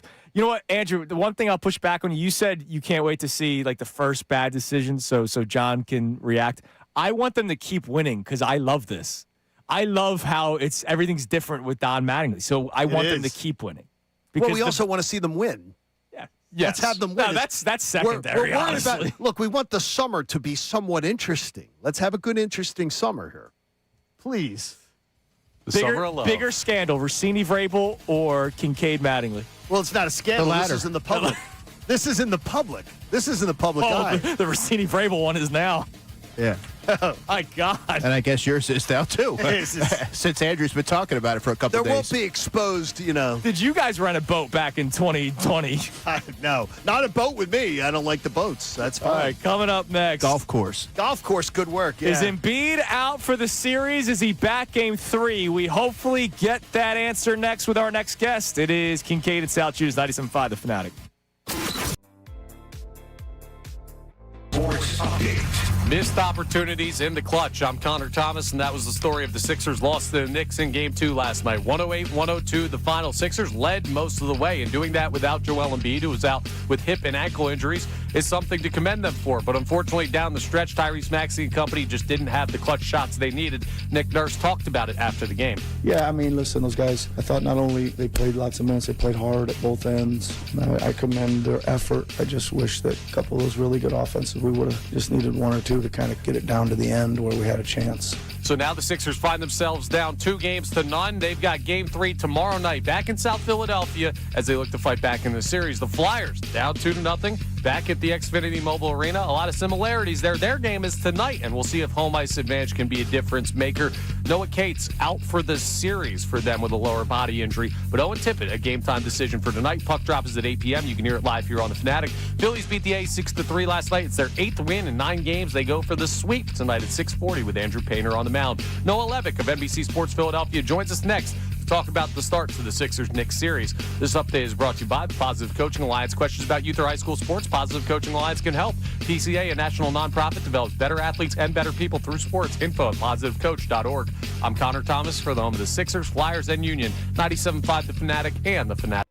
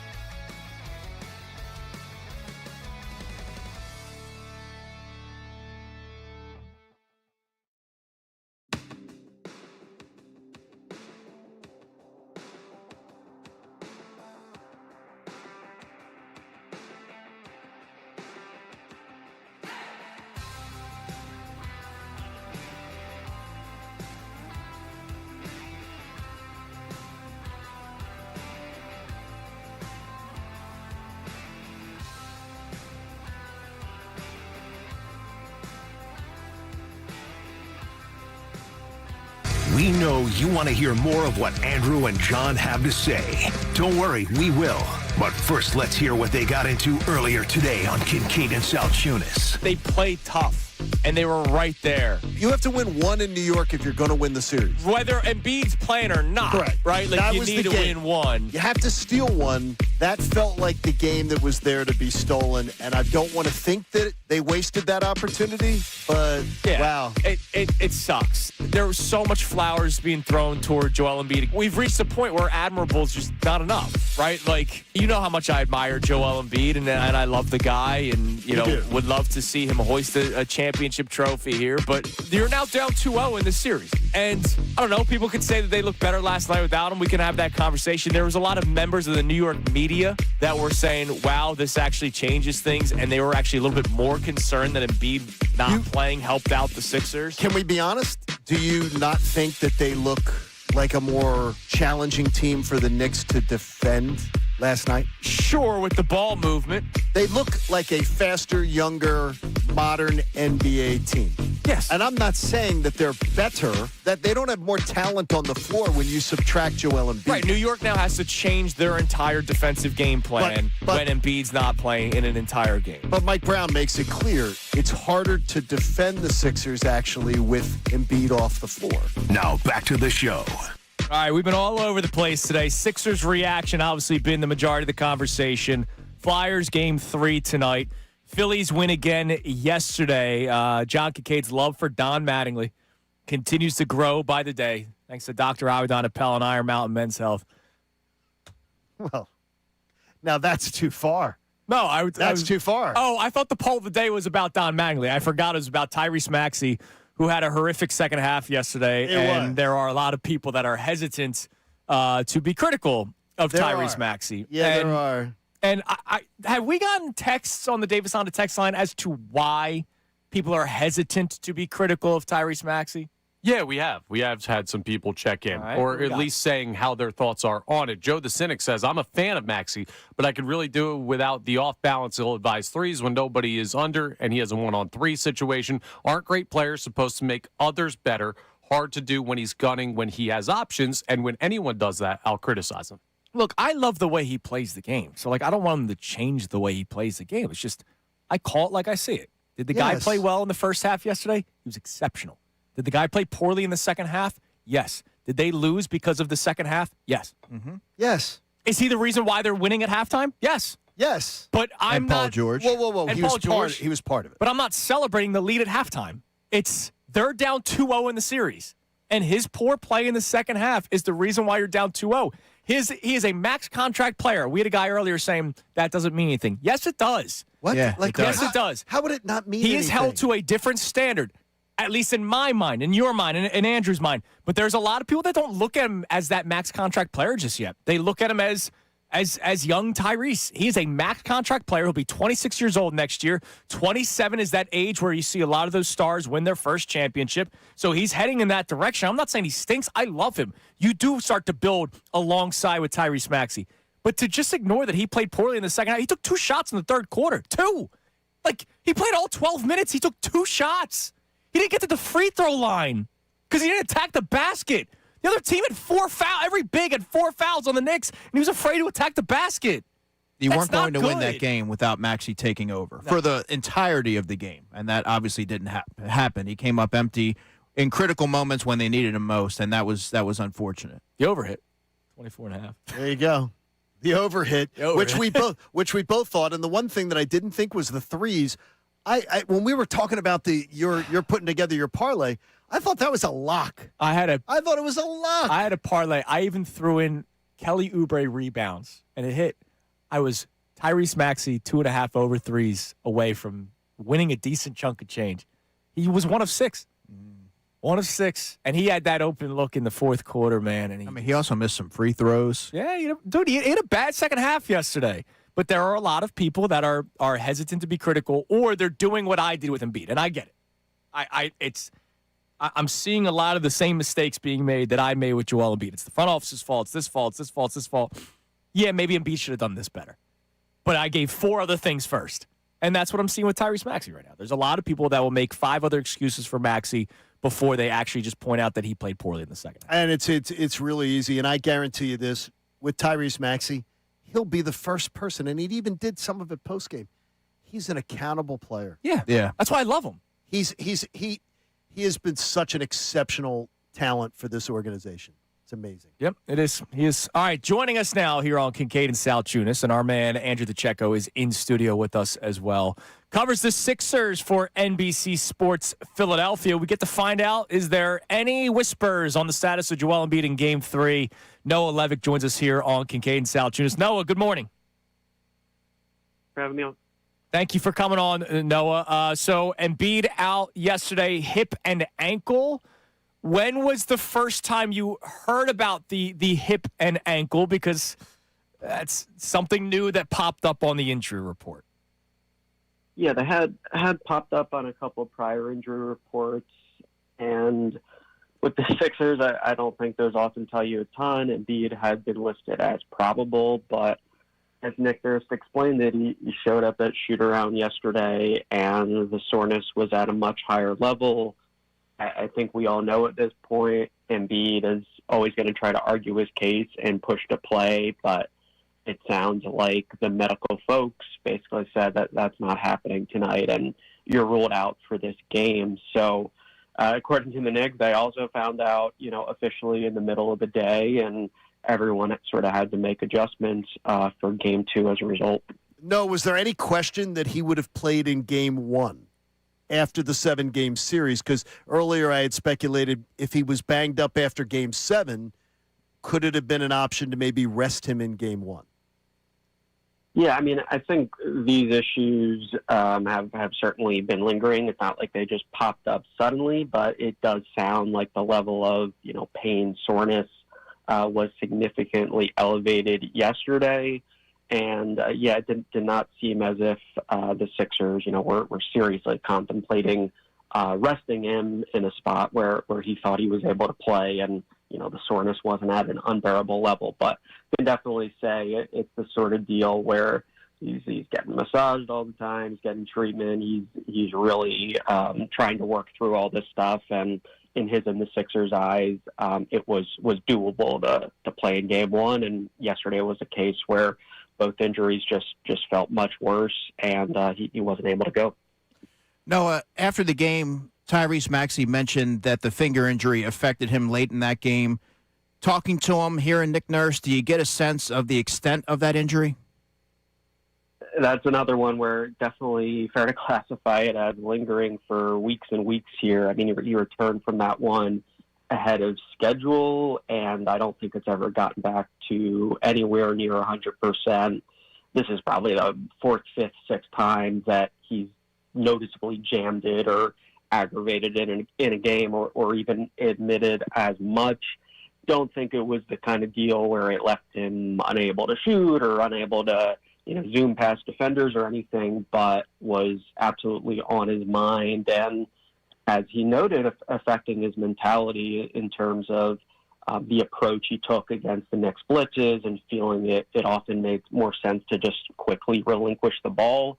In my eyes, the biggest physical factor for him in that game is he played 47 minutes, which even for someone who led the NBA in minutes per game is just an unreal number, especially given the context of the grueling 7-game series the Sixers played in round 1. So I think he was one of several players where the fatigue was obvious with all the missed jumpers that the Sixers have been hitting earlier in the game. Maxey, of course, super well conditioned, can never knock him for that, but he's a human being, and playing 47 minutes a game where you have such a large offensive load, that is inevitably going to take its toll in the final minutes. Noah Levick of NBC Sports Philadelphia joining us here on Kincade and Salciunas. Noah, what do you believe or what have you heard is the status for Joel Embiid in Game 3? Yeah, I'm sure it'll continue to be wait and see. It would be my sense. I think, again, the one thing that's ultra clear is Joel Embiid wants to play, is going to push really hard to play. Nick Nurse said his belief is that it's a day-to-day issue, so I'm sure it's the kind of thing where it's fluid, and they'll continue to assess his level of soreness, his level of pain periodically. So I believe how he wakes up tomorrow morning will again be a big factor, and the Sixers will go from there. But I don't think it's something where they'll at all be reluctant to put him back out there in Game 3 if his physical health and pain and soreness are improved. But I think we just all have to wait and see if that ultimately happens and if things pan out as they hope. Following the Knicks beats from some of their post-game stuff and everything, it looks like they could have an MRI today for OG to have his hamstring checked out, and potentially we're looking at Josh Hart could be banged up. So there could be some injury situations on their front that affect Game 3 for the Sixers. Right, and Mitchell Robinson missed the game last night with an illness, so injuries of note on both sides. OG Anunoby, of course, would be a huge loss, in part because last night he gave them some good minutes at center. Of course, his defense and on Paul George is important, and he's a guy who can hurt you for sure on both ends of the ball. So, if the Sixers catch a break or two there with the Knicks having some key players sidelined, I think this certainly leaves the series really wide open, even though they do find themselves in this 0-2 hole. So it's incumbent upon them to potentially capitalize on that and take care of business on home court tomorrow night. The Sixers are light on depth. That's been very evident this season. But I thought Dominic Barlow provided a little bit of a spark, seemed to match up pretty well. What are your expectations for him this series in terms of his involvement? I think after last night, Nick Nurse, there's no question he'll be willing to go to Barlow at the 5 rather quickly. Of course, Joel Embiid's status is a big factor there in terms of just how much Barlow plays, but I think you could argue that move made sense even before Nurse pulled the trigger on it in the third quarter. The Andre Drummond, Dembona duo has its strengths and weaknesses, and one of the main flaws we all saw last night is they can pile up fouls really quickly. I think Barlow has some unique strengths when you play him at center. He's a good short roll passer, just a really intelligent player across the board. He's a hustler. He chases down offensive rebounds. And then, okay, Jalen Brunson made some tip your cap sort of shots, but I think Barlow is a player you feel comfortable switching everything against and just in general provides you some defensive versatility that is nice in a playoff setting. So I thought he was without question one of the bright spots of that game last night, being thrown in there in the third quarter and playing quite well. And I'm sure Nurse will be glad to turn to him moving forward in the series. I don't think it's a case where, that was a temporary thing and now he's out of the rotation again. I've got to assume he's back out there in some capacity in Game 3. No, last thing, and I know it's kind of a loaded question, but this isn't just what fans say. I actually saw members of New York media saying something similar, that when they found out Embiid was not going to play, they were expecting a more competitive game out of the Sixers last night. So it's a loaded question, but do you believe that this Sixers team, the talent that they currently have, is better and more competitive with or without Joel Embiid? I think they're still clearly a better team with Joel Embiid. I mean, they were 21 and 23 without him in the regular season. Now 1-3 without him in the postseason. I think they were about 10-point net rating better with him on the floor than off it in the regular season. I think you see that there's this really great burden on Tyrese Maxey and Paul George to chuck up a lot of contested shots. And when Joel Embiid's on the court and at his best, he attracts double teams. He makes everything a little bit easier for his teammates. He cleans up mistakes, with his rim protection. I think, of course, the picture gets a little murkier when he is playing at, 60 or 70% health.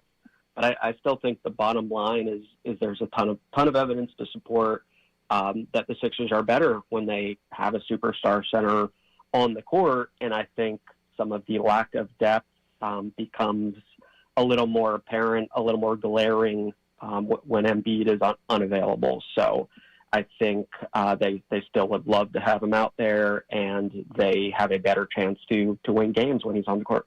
Check out Noah's work, NBCSportsPhiladelphia.com. We appreciate the time this morning. Thanks, Noah. Thank you. Thank you, buddy. There's Noah Levick joining us here on Kincade and Salciunas. Look, the Sixers are a better team with Joel. They're a more talented team on the court, no questions asked. Yeah. They showed a lot of fight last night, and I get it. It's easy to say, well, look, they got crushed game 1 with him. They played tighter game 2 without him. They're a better team with Joel Embiid. But I did ask specifically this roster. After this season ends, if it ends in 5 games in this series or 6, even if it's 6 games, like, let's say they lose in 7, you're still pointing to the first 2 games of the series that his health is the reason why it went this far and you ultimately lost. And that's still going to lead to the conversation about moving on from him this offseason.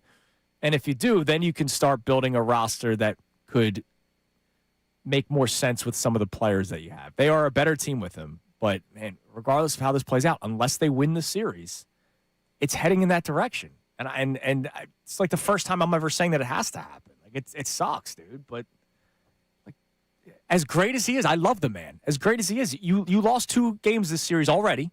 They've played 2 because of his health. Yeah. Look, it's not going to be difficult. It's going to be a transition. But the facts are the facts. And next year older, you're not magically going to become healthier. And right. You have to be able to rely on your centerpiece to play consecutive games. not only in the regular season, but you're seeing it play out now in the postseason that it's problematic. And look, when you don't have him available, I mean, that's the reality. This isn't just an Embiid thing. Think about all right. This is how crazy we are, and we deserve to be crazy because the Sixers have driven us mad, quite frankly. What did people celebrate about Paul George's suspension? Remember? He's going to be healthy for the postseason. Okay. Think about how crazy that is. That's because we've been conditioned here to the stupid, just take games off, which is one of the things we've been conditioned to. It's not that. It's Paul George has a injury history, too. We celebrated a guy being suspended, and it was like reporters, forget fans, being conditioned. There were reporters that were saying this might actually be the best thing for the Sixers. Paul George is off his feet. He had knee injury last year. He had knee injuries the last 5 years. He had a knee injury last year, and he couldn't go, and he was banged up to be. Remember, he got hurt in the training camp or in the preseason this year. Right. This might actually be the best thing for him. That's crazy. Do you guys realize how nuts that is? We're talking about how a suspension was the best thing for a player and a team. Like they gotta make changes unless they win the series, which still could.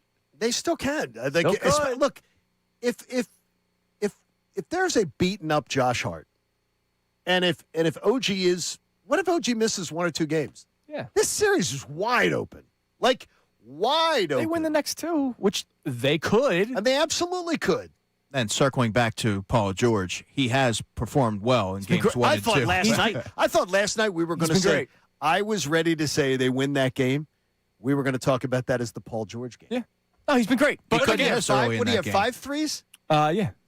I mean, he hit some threes last night. I was saying, okay, it's looking slightly vintage. Yeah.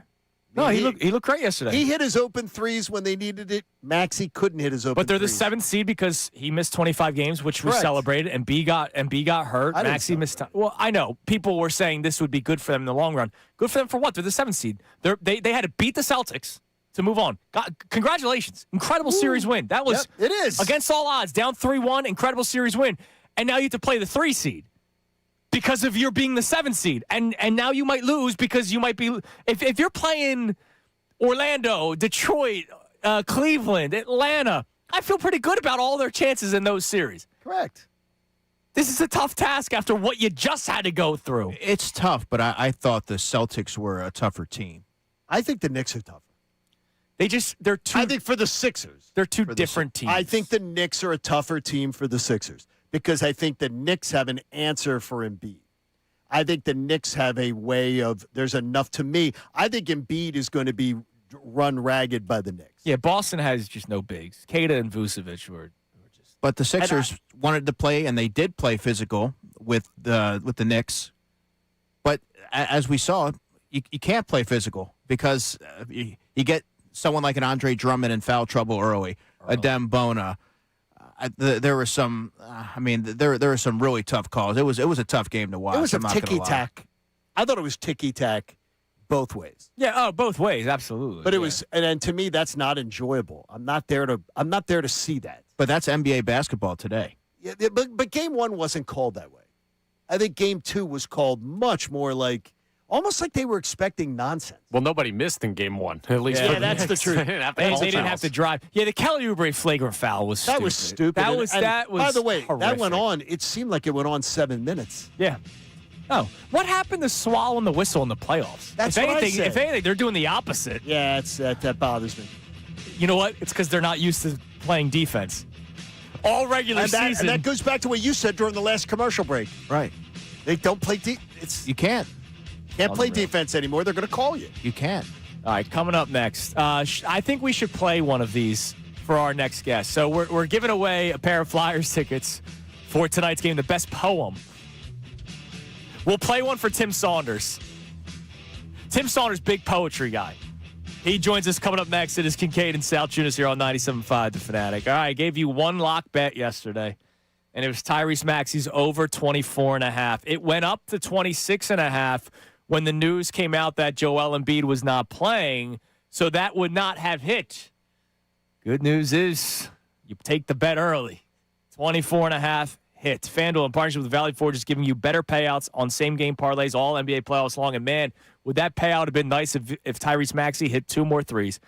All I needed was 3 from Tyrese Maxey. With more ways to build and more value every time you play, you can stack your picks your way for every game, every matchup, and every moment, from spreads to player points to threes and more. Build it all in a one same-game parlay and go for bigger payouts. So if you're betting same-game parlays this NBA postseason, bet them on FanDuel. There's more options, there's better payouts, and it happens all NBA playoffs long. Head to FanDuel.com/local to get started. FanDuel, an official partner of the NBA. Play your game. You got to be 21 plus and present in Pennsylvania. Gambling problem? Call 1-800-GAMBLER. Now on 97.5 The Fanatic Sports Update. Sixers drop game 2. I'm Connor Thomas, and the Sixers, they fell short against the Knicks in game 2 up at the Garden. 108-102 the final. No Joel Embiid last night with hip and ankle injuries. And the team put up a good fight without him, but it was just not enough in the clutch for them to find a victory. Tyrese Maxey talked about his evaluation of the series so far after the game. That's how the series is going to be. I don't expect anything less. However long the series is, I feel like every single game is going to be like it was tonight. You know what I'm saying? It's going to be extremely physical, extremely competitive, and it's going to come down to who makes plays at the end of the game.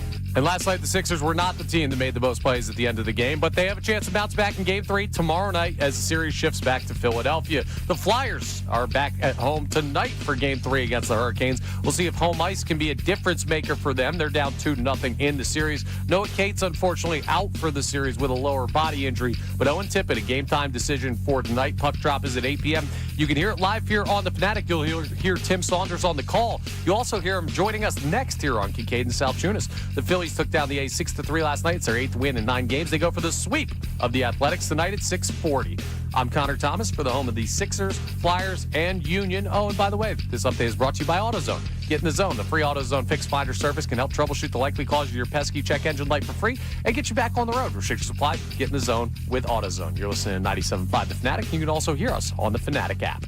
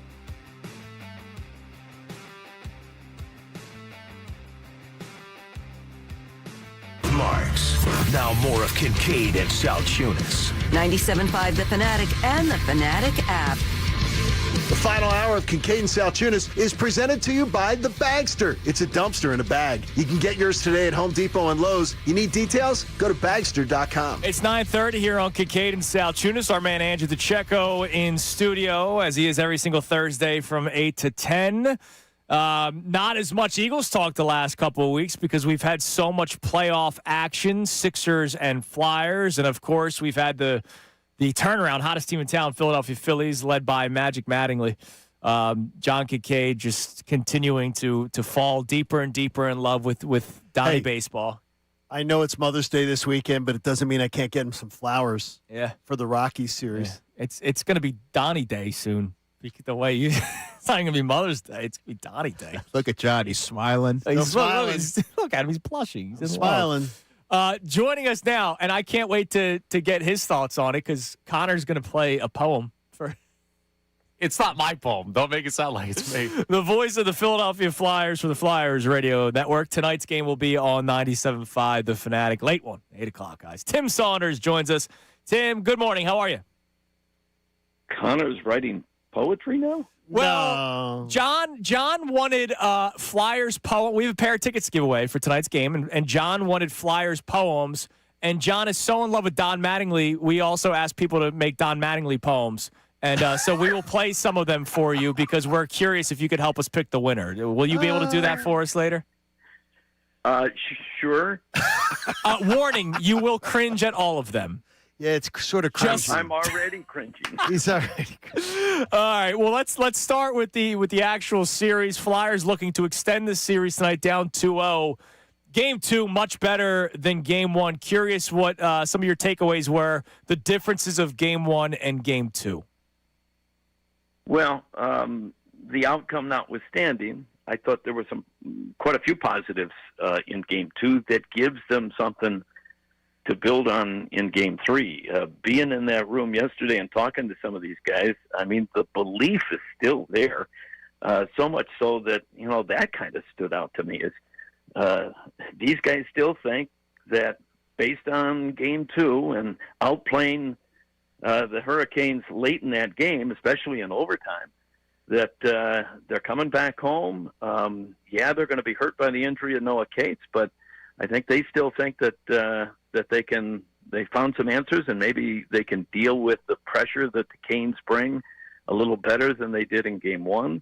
And I guess it remains to be seen if they're able to do that. But, you need to have a belief in the room first, and that certainly is still there. What did you see in Game 2 as far as the game plan that you thought changed things?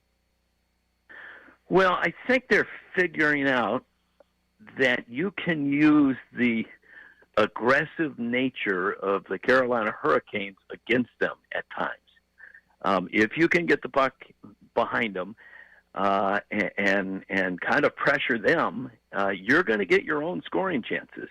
I think the problem was they didn't have enough of a shooter's mentality in Game 2. I thought they passed up way too many shots, and I don't think they're doing what Carolina is doing, going hard to the net and making life difficult for the opposing goaltender. And I think they do need to get in Freddie Anderson's kitchen a little bit. Now, you got to be careful with that because, you can't risk taking penalties, and they're already the most penalized team in the playoffs.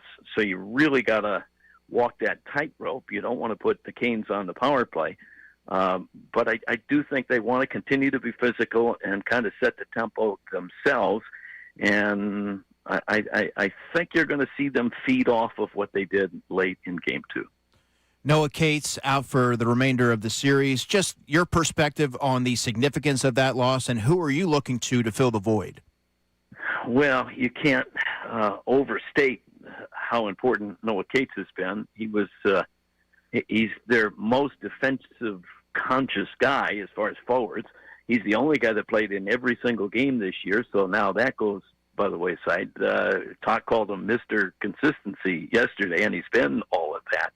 The guy that's going to have to really step up and play a lot of those minutes and in an unfamiliar position is Denver Barkey. They tried Barkey in the middle late in Game 1, played him there the whole Game 2, and he seemed to thrive in that role. I thought Barkey was the best Flyer on the ice in Game 1. So having talked to him yesterday, he's really excited to take on that challenge, and he's not, he's not overwhelmed by this moment. None of the young Flyers seem to be, all worked up and getting caught up in the pressure of the situation.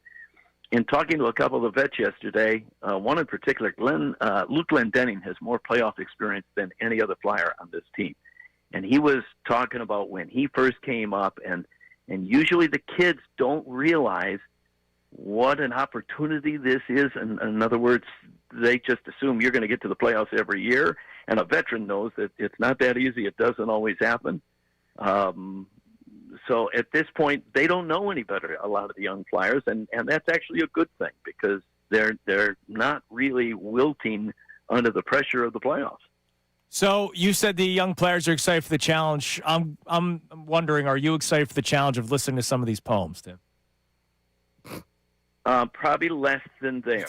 All right. Connor, do we have like a leader in the clubhouse right now? Like, pick a good one, if there is one. I think we have one that just came in that we haven't heard yet. All right, Tim, All right. You have to help us out here. What do we got? So this is Jason. His son actually sent this one in. So we got a kiddo submitting. Wants to go to the game tonight. Under bright lights, the Flyers fly, orange and black against the sky. The hurricanes bring wind and fight, but Philly burns too hot tonight. A shot, a roar, the red light gleams. The crowd erupts in thundered screams. The storm fades out, the victory's ours. The Flyers stand as hockey's power. Let's go, Flyers! That was a good one. That's a leader in the clubhouse. Oh, that's a good one. Tim, you agree? That's the best Not one. bad. That's really good work. That is good work. I'll give that one better. That's leader in the clubhouse. Tim, that was by far better than all the other ones combined. The first couple were, awful. They tried. Dreadful. Well, the key is you have a kid reading it, right? That's what I was going to say. That's Tim. a great point. You didn't hear the earlier ones. I mean, they were horrendous. I was apologizing for coming up with the idea. Can you play one of the cringy ones for Tim? I need to hear Tim's reaction. Go ahead, Connor. Let's go Flyers. Let's go Flyers. This is our arena. This is our home. Rome, Carolina, over. Sock 'em, rock 'em. Knock, knock. Phillies coming in. Young guns are going to win. Orange and black. Bring the attack. Man, I need them to rock 'em and sock 'em. With Tibbet, Zegras, and Martone, this is our gritty home. Tim, I have an idea. You can, instead of you setting the scene tonight at the broadcast, we just play that. Just play that at the beginning of the game tonight. We're trying to attract listeners. Now, look, we appreciate the listeners setting that in. Of course, but they tried. It's just the way it is. I love the guy's passion. Yes. It sounds like he's still out after a bender after Game 2. Tim, what if I told you my gut instinct this morning? And I have not said this to Andrew or Connor on the air yet, or to Andrew DeCecco. I have a feeling the Flyers are going to just come out. Like, this could be really like one of those, like, eye-opening surprise efforts from the Flyers tonight. Like, big win tonight. Big win tonight. I like the sound of that because it's got to be, right? Because you go down 3-0, I mean... It's trouble. Yeah, you're dead in the water. Yeah, you're dead in the water. Yeah, I have a feeling it's going to be. I'm going to lay some goals on my Bet Parks app, but I know he does not do that because he's a broadcaster. Yeah, he's not allowed to. He does not do that. All right, Tim. Well, we appreciate the time. We'll be listening to tonight's game, Thanks, 8 o'clock Tim. puck drop. You can listen live right here on the Fanatic, and Tim Saunders will have his own produced open and not the poem that we just heard. Thanks, Tim. Thank you, Timmy. Send me that transcript. Maybe I can. All right, sounds good. There he is, Tim Saunders, the voice of the Philadelphia Flyers. How about this one? In the cold-lit rink where the echoes rise beneath the glare of the winter skies, the orange wings cut sharp through night. Philadelphia Flyers in flight. The boards all thunder, the crowd all roars. Hope spills out from the stadium doors. Old ghosts linger in Broad Street's flames, still chanting loud each harder name. What is AI? AI writing things for you? That's terrifying that ChatGPT can put that together. I knew that had to be AI. It's so generic. What, you didn't think that I had that kind of skill? No, it's so generic. Oh, it's generic? Yeah, it's very generic. And it didn't have anything with John and Don put Rangers. You could put Rangers. You could put Hurricanes. You could put any team in there. It was very generic. You can spot AI. We got plenty of AI, John and Don, yesterday. There's some great pictures we'll show you, Andrew. Oh, great. There we go. All right, here. Wait, hold on. Oh my God. See, I hate AI because it scares me for the future. Like it does, especially people who write. Scares the hell out of me. Absolutely. Right? I hear you. Under the lights where summer stayed, two names still hum through the grandstand shade. John Kincade with a voice like thunder on midnight air, and Don Mattingly with the quiet grace of a left-handed prayer.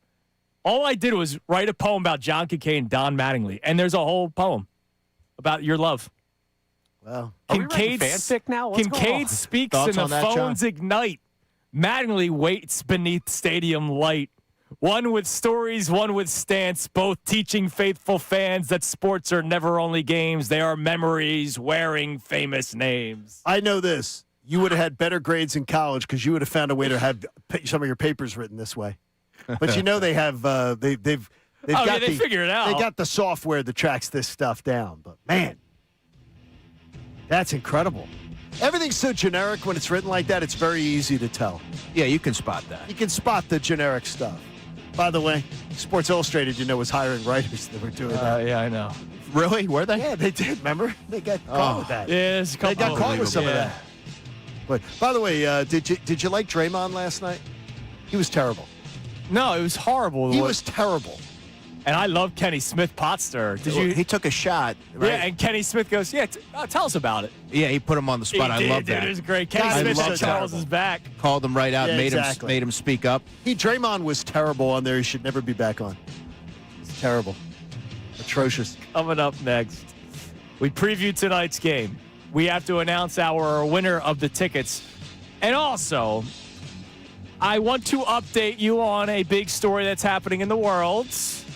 Just an update. Hopefully it calms people down a little bit. It's Kincade Salciunas, 97.5, The Fanatic. The only